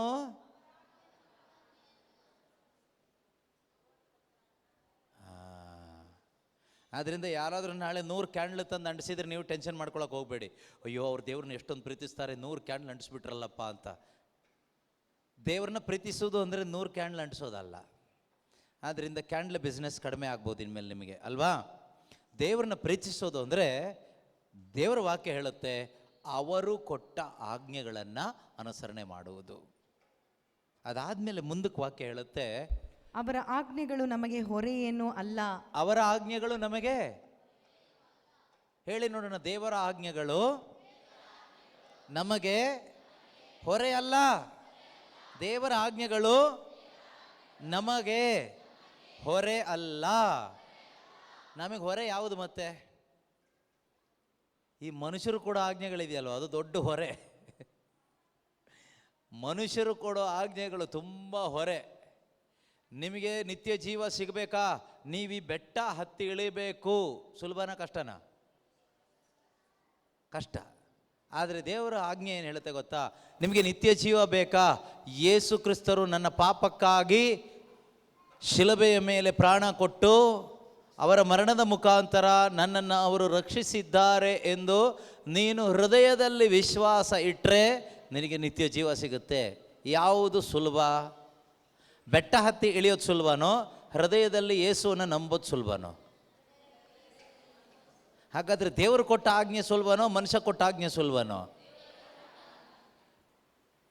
ನೀ ಬೈಬಲ್ ಓದಲ್ಲ, ಅದಕ್ಕೇನೆ ಮನುಷ್ಯನ ಆಜ್ಞೆಗಳು ಕೇಳಿ ಕೇಳಿ ಕೇಳಿ ತಲೆ ಕೆಟ್ಟೋಗ್ಬಿಟ್ಟಿದೆ ನಮಗೆ. ಮನುಷ್ಯರು ಕೊಡೋ ಆಜ್ಞೆಗಳೆಲ್ಲ ಲೋಕಕ್ಕೆ ಸಂಬಂಧಪಟ್ಟಿದ್ದು, ಅದಕ್ಕೂ ಸ್ವರ್ಗಕ್ಕೂ ಸಂಬಂಧನೇ ಇಲ್ಲ. ಎಲ್ಲ ಜಾತಿ ಧರ್ಮದಲ್ಲೂ ಅನೇಕ ಆಜ್ಞೆಗಳಿದೆ, ಅನೇಕ ಕಟ್ಟಳೆಗಳಿದೆ. ಒಂದು ಸ್ವರ್ಗಕ್ಕೆ ಕರ್ಕೊಂಡು ಹೋಗಲ್ಲ. ಈ ಬೈಬಲ್ನಲ್ಲಿರುವ ಆಜ್ಞೆಗಳು ನಮ್ಮನ್ನು ಸ್ವರ್ಗಕ್ಕೆ ಕರ್ಕೊಂಡು ಹೋಗುತ್ತೆ. ದೇವರ ಆಜ್ಞೆಗಳು ಮಾತ್ರನೇ ನಮ್ಮನ್ನು ಎಲ್ಲಿ ಕರ್ಕೊಂಡು ಹೋಗುತ್ತೆ? ಸ್ವರ್ಗಕ್ಕೆ ಕರ್ಕೊಂಡು ಹೋಗುತ್ತೆ, ನಿತ್ಯ ಜೀವಕ್ಕೆ ಕರ್ಕೊಂಡು ಹೋಗುತ್ತೆ. ಆದ್ದರಿಂದ ದೇವರನ್ನ ಪ್ರೀತಿ ಮಾಡೋದು ಅಂದರೆ, ಪ್ರೀತಿಯ ಸಹೋದರ ಸಹೋದರಿಯರೇ, ದೇವರು ಕೊಟ್ಟ ಆಜ್ಞೆಗಳನ್ನು ನಾವು ಅನುಸರಣೆ ಮಾಡುವಂಥದ್ದೇ ಆಗಿದೆ ದೇವರನ್ನ ಪ್ರೀತಿ ಮಾಡೋದು. ಎರಡನೇದಾಗಿ ಅವರ ಆಜ್ಞೆಗಳು ನಮಗೆ ಹೊರೆ ಅಲ್ಲ. ನಮಗೆ ಯಾಕೆ ಹೊರೆ ಥರ ಅನ್ನಿಸ್ತಾ ಇದೆ? ದೇವರ ಆಜ್ಞೆಗಳು ನಮಗೆ ಯಾಕೆ ಇವತ್ತು ತುಂಬ ಭಾರ, ತುಂಬ ಕಷ್ಟ, ಅಯ್ಯೋ ಬೈಬಲ್ ನಮಗೆಲ್ಲ ಅಲ್ಲಪ್ಪ ಅಂತ ಯಾಕೆ ನಮಗೆ ಅನ್ನಿಸ್ತಾ ಇದೆ ಅಂದರೆ, ನಮ್ಮ ಒಳಗಡೆ ಪರಿಶುದ್ಧಾತ್ಮ ಇಲ್ಲದೆ ಇರೋದ್ರಿಂದ. ಯಾರಿಲ್ಲದೆ ಇರೋದ್ರಿಂದ? ಪವಿತ್ರಾತ್ಮ ಇಲ್ಲದೆ ದೇವರ ಆಜ್ಞೆಗಳನ್ನು ನಮಗೆ ಅನುಸರಿಸ್ಲಿಕ್ಕಾಗಲ್ಲ. ಆಯಿತಾ? ನಾನು ಎಷ್ಟೇ ಬಾಯಿ ಬಡ್ಕೊಂಡ್ರು ನಿಮಗೆ ದೇವರ ಆಜ್ಞೆಗಳನ್ನು ಅನುಸರಿಸಲಿಕ್ಕೆ ಆಗಲ್ಲ, ನಿಮ್ಮಲ್ಲಿ ಪರಿಶುದ್ಧಾತ್ಮ ಇಲ್ಲದೆ ಇದ್ದರೆ. ಆದರೆ ನಿಮ್ಮಲ್ಲಿ ಪರಿಶುದ್ಧಾತ್ಮರಿದ್ದರೆ ಆ ಪವಿತ್ರಾತ್ಮ ನಮಗೆ ಸಹಾಯ ಮಾಡ್ತಾರೆ ದೇವರ ಆಜ್ಞೆಗಳನ್ನು ಅನುಸರಣೆ ಮಾಡಲಿಕ್ಕೆ, ಅಂದರೆ ದೇವರನ್ನ ಪ್ರೀತಿ ಮಾಡಲಿಕ್ಕೆ. ದೇವರನ್ನ ಪ್ರೀತಿ ಮಾಡೋದು ಅಂದರೆ ಪರಮಪ್ರಸಾದಕ್ಕೆ ಬಂದು ಹೀಗೆ ತಪ್ಪಿಕೊಂಡ್ರೆ ದೇವ್ರನ್ನ ಪ್ರೀತಿ ಮಾಡ್ದಂಗೆ ಆಗಲ್ಲ. ಯಾವುದೋ ಸ್ಟ್ಯಾಚ್ಯೂನ ಹೋಗಿ ತಪ್ಕೊಂಡು ಜೀಸಸ್ ಐ ಲವ್ ಯು ಅಂದ ತಕ್ಷಣ ದೇವ್ರನ್ನ ಪ್ರೀತಿ ಮಾಡ್ದಂಗೆ ಆಗಲ್ಲ. ಅದೆಲ್ಲ ಲೋಕದ ಲೆಕ್ಕಾಚಾರ. ಆದರೆ ದೇವರ ಪ್ರಕಾರ ದೇವರನ್ನ ಪ್ರೀತಿ ಮಾಡೋದು ಅವರ ಆಜ್ಞೆಗಳನ್ನು ಅನುಸರಿಸಿ ನಡೆಯುವಾಗ. ಹಾಗೆ ದೇವರನ್ನ ಪ್ರೀತಿ ಮಾಡಲಿಕ್ಕೆ ಸಾಧ್ಯವಾಗಬೇಕಾದ್ರೆ ದೇವರು ಕಳಿಸಿಕೊಟ್ಟ ಪವಿತ್ರ ಆತ್ಮ ನಿನ್ನ ಒಳಗಡೆ ಇರಬೇಕು. ದೇವರು ಕಳಿಸಿಕೊಟ್ಟ ಅವರ ಆತ್ಮ ನಮ್ಮಲ್ಲಿದ್ದರೆ ಆ ಪವಿತ್ರ ಆತ್ಮನ ಶಕ್ತಿಯಿಂದ, ಪವಿತ್ರಾತ್ಮನ ಸಹಾಯದಿಂದ ಮಾತ್ರವೇ ನಮಗೆ ದೇವರನ್ನ ಪ್ರೀತಿ ಮಾಡಲಿಕ್ಕೆ ಸಾಧ್ಯ ಆಗುತ್ತೆ. ಆದರೆ ಕೇಳಿಸ್ಕೊಳ್ಳಿ, ಆದರೆ ನಮ್ಮಲ್ಲಿ ದೇವರು ಕೊಟ್ಟ ಪವಿತ್ರ ಆತ್ಮರು ಯಾವುದಾದರೂ ರೀತಿಯಲ್ಲಿ ಕುಂದಿ ಹೋಗಿದ್ದರೆ ಖಂಡಿತವಾಗಲೂ ನಮಗೆ ದೇವರ ಆಜ್ಞೆ ಅನುಸರಣೆ ಮಾಡಲಿಕ್ಕೆ ಆವಾಗಲೂ ಕೂಡ ಆಗೋದಿಲ್ಲ. ಆದ್ದರಿಂದನೇ ಪವಿತ್ರಾತ್ಮರನ್ನು ಕುಂದಿಸಿಕೊಳ್ಳಬೇಡಿ, ನಿಶ್ಚೇತನ ಮಾಡಿಕೊಳ್ಳಬೇಡಿ ಎಂದು ಸಂತ ಪೌಲರು ಥೆಸಲೋನಿಕದವರಿಗೆ ಬರೆದ ಮೊದಲನೇ ಪತ್ರಿಕೆ 5ನೇ ಅಧ್ಯಾಯ 19ನೇ ವಾಕ್ಯದಲ್ಲಿ ಹೇಳ್ತಾರೆ. 1 ಥೆಸಲೋನಿಕದವರಿಗೆ ಬರೆದ ಪತ್ರಿಕೆ ಅಧ್ಯಾಯ 5 ವಾಕ್ಯ 19. ಪವಿತ್ರಾತ್ಮರನ್ನು ನಿಶ್ಚೇತನಗೊಳಿಸಬೇಡಿ. ಪವಿತ್ರಾತ್ಮ ಅವರನ್ನು ಏನು ಮಾಡಬೇಡಿ? ಕುಂದಿಸಬೇಡಿ. ಪವಿತ್ರಾತ್ಮ ಅವರನ್ನು ನಿಶ್ಚೇತನ ಮಾಡಬೇಡಿ. ಯಾವಾಗ ಪವಿತ್ರಾತ್ಮ ನಿಶ್ಚೇತನ ಆಗ್ತಾರೆ? ಪವಿತ್ರಾತ್ಮನ ಪಡ್ಕೊಂಡ್ಮೇಲೆ, ನೀವು ಪವಿತ್ರಾತ್ಮನ ಪಡ್ಕೊಂಡಾದ ನಂತರ ನೀವು ದೇವರ ವಾಕ್ಯ ಬಿಟ್ಟು, ಪ್ರಾರ್ಥನೆಯನ್ನು ಬಿಟ್ಟು ನೀವು ಬದುಕುವಾಗ ಪವಿತ್ರಾತ್ಮ ನಿಶ್ಚೇತನಗೊಳ್ತಾರೆ. ದೇವರ ವಾಕ್ಯನೂ ಬೇಡ, ಪ್ರಾರ್ಥನೆಯೂ ಬೇಡ, ಪವಿತ್ರಾತ್ಮ ಇದ್ದಾರೆ ಸಾಕು ಅಂತ ಹೋದರೆ ಪವಿತ್ರಾತ್ಮ ನಿಶ್ಚೇತನಗೊಳ್ತಾರೆ. ಫಾರ್ ಎಕ್ಸಾಂಪಲ್, ಒಂದು ಮಗು ಹುಟ್ಟಿದ ಮೇಲೆ ಮಗುಗೆ ನೀವು ಊಟ ಕೊಡೋದಿಲ್ಲ, ಹಾಲು ಕೊಡೋದಿಲ್ಲ. ಆ ಮಗು ಏನಾಗುತ್ತೆ? ಸ್ಟ್ರಾಂಗ್ ಆಗುತ್ತಾ, ವೀಕ್ ಆಗುತ್ತಾ? ವೀಕ್ ಆಗ್ತಾ ಹೋಗುತ್ತೆ. ನೀವೇ ಈಗ ವೀಕಾಗಿ ಕೂತ್ಕೊಂಡಿದ್ದೀರಿ ಅಲ್ವಾ? ಸ್ವಲ್ಪ ನೀರೆಲ್ಲ ಕುಡಿದು ಊಟ ಎಲ್ಲ ಆದಮೇಲೆ ನೀವೇನಾಗ್ತೀರಿ? ಬಲಗೊಳ್ತೀರಿ. ಆದ್ದರಿಂದ ಈ ಲೋಕದಲ್ಲಿ ನಮ್ಮ ಶರೀರ ಕೂಡ ದೃಢವಾಗಿ ನಿಂತ್ಕೊಳ್ಳಿಕ್ಕಾಗಬೇಕಾದ್ರೆ, ಬಲವಾಗಿ ನಿಂತ್ಕೊಳ್ಳಿಕ್ಕಾಗಬೇಕಾದ್ರೆ ನಮ್ಮ ಶರೀರಕ್ಕೆ ನೀರು ಬೇಕು, ಊಟ ಬೇಕು. ಅದೇ ರೀತಿಯಲ್ಲಿ ಪ್ರೀತಿಯ ಸಹೋದರ ಸಹೋದರಿಯರೇ, ನಮ್ಮಲ್ಲಿ ಬಂದಂಥ ಆ ಪವಿತ್ರಾತ್ಮ ನಿಶ್ಚೇತನಗೊಳ್ಳದೆ ಇರಲಿಕ್ಕೆ ಸಾಧ್ಯ ಆಗಬೇಕಾದ್ರೆ ನಮಗೇನು ಬೇಕು? ನಮಗೆ ಪ್ರತಿದಿನ ದೇವರ ವಾಕ್ಯದ ಊಟ ಬೇಕು, ಪ್ರತಿದಿನ ಪ್ರಾರ್ಥನೆ ಬೇಕು. ಅದರಿಂದ ಒಂದು ವೇಳೆ ಯಾರಾದರೂ ನಮ್ಮಲ್ಲಿ ಪವಿತ್ರ ಆತ್ಮರನ್ನು ಕುಂದಿಸಿಕೊಂಡವರಿದ್ದರೆ ಈ ಒಂದು ಸಮಯ, ಈ ಒಂದು ಪ್ರಾರ್ಥನೆಯ ವೇಳೆಯಲ್ಲಿ ಪವಿತ್ರ ಆತ್ಮರನ್ನು ಮತ್ತೊಮ್ಮೆ ಉಜ್ಜೀವನ ಪಡಿಸ್ಕೊಳ್ಳೋಣ. ಈಗಾಗಲೇ ನಾವು ಪಾಪಗಳನ್ನ ಒಪ್ಪಿಕೊಂಡು ಪಾಪಕ್ಕೆ ವಿಮುಖರಾಗಿದ್ದೇವೆ. ಅದೇ ರೀತಿಯಲ್ಲಿ ಈ ಸಮಯದಲ್ಲಿ ನಾವು ಪ್ರಾರ್ಥನೆ ಮಾಡೋಣ. ಯೇಸು ಸ್ವಾಮಿ ಕೂಡ ಪ್ರಾರ್ಥಿಸಿದಾಗ ಸ್ವರ್ಗದಿಂದ ಪವಿತ್ರಾತ್ಮ ಪಾರಿವಾಳದ ರೂಪದಲ್ಲಿ ಅವರ ಮೇಲೆ ಇಳಿದು ಬಂದರು ಎಂಬುದಾಗಿ ಲೂಕನ ಸುವಾರ್ತೆ 3ನೇ ಅಧ್ಯಾಯ 21ನೇ ವಾಕ್ಯದಲ್ಲಿ ನಾವು ಓದ್ತೀವಿ. ಅದೇ ಒಂದು ನಂಬಿಕೆಯಲ್ಲಿ ನಾವು ಕೂಡ ಈ ಸಮಯದಲ್ಲಿ ಪ್ರಾರ್ಥನೆ ಮಾಡೋಣ. ಪ್ರಾರ್ಥನೆ ಮಾಡುವಾಗ ಪರಿಶುದ್ಧಾತ್ಮನ ಶಕ್ತಿಯಿಂದ ನಾವು ತುಂಬಲ್ಪಡ್ತೀವಿ. ನಮಗೊಂದು ಹೊಸ ಬಲ ಸಿಗ್ತದೆ. ಈ ಬಲದಲ್ಲಿ ಮಾತ್ರನೇ ನಮಗೆ ದೇವರನ್ನ ಪ್ರೀತಿ ಮಾಡಲಿಕ್ಕಾಗುತ್ತೆ. ನಾವು ಕ್ರಿಶ್ಚಿಯನ್ ಹೌದು, ಆದರೆ ದೇವರ ಆಜ್ಞೆಗಳನ್ನ ಅನುಸರಿಸ್ತಾ ದೇವರನ್ನ ಪ್ರೀತಿಸ್ಲಿಕ್ಕೆ ಆಗಬೇಕಾದ್ರೆ ಆತ್ಮನ ಶಕ್ತಿ ಬೇಕು. ನಮ್ಮ ಶಕ್ತಿಯಿಂದ ಆಗಲ್ಲ ಪ್ರಿಯರೇ. ಪವಿತ್ರಾತ್ಮನ ಶಕ್ತಿ ಇದ್ದರೆ ಮಾತ್ರನೇ ಸಾಧ್ಯ, ಅವರ ಸಹಾಯ ಇದ್ರೇ ಸಾಧ್ಯ.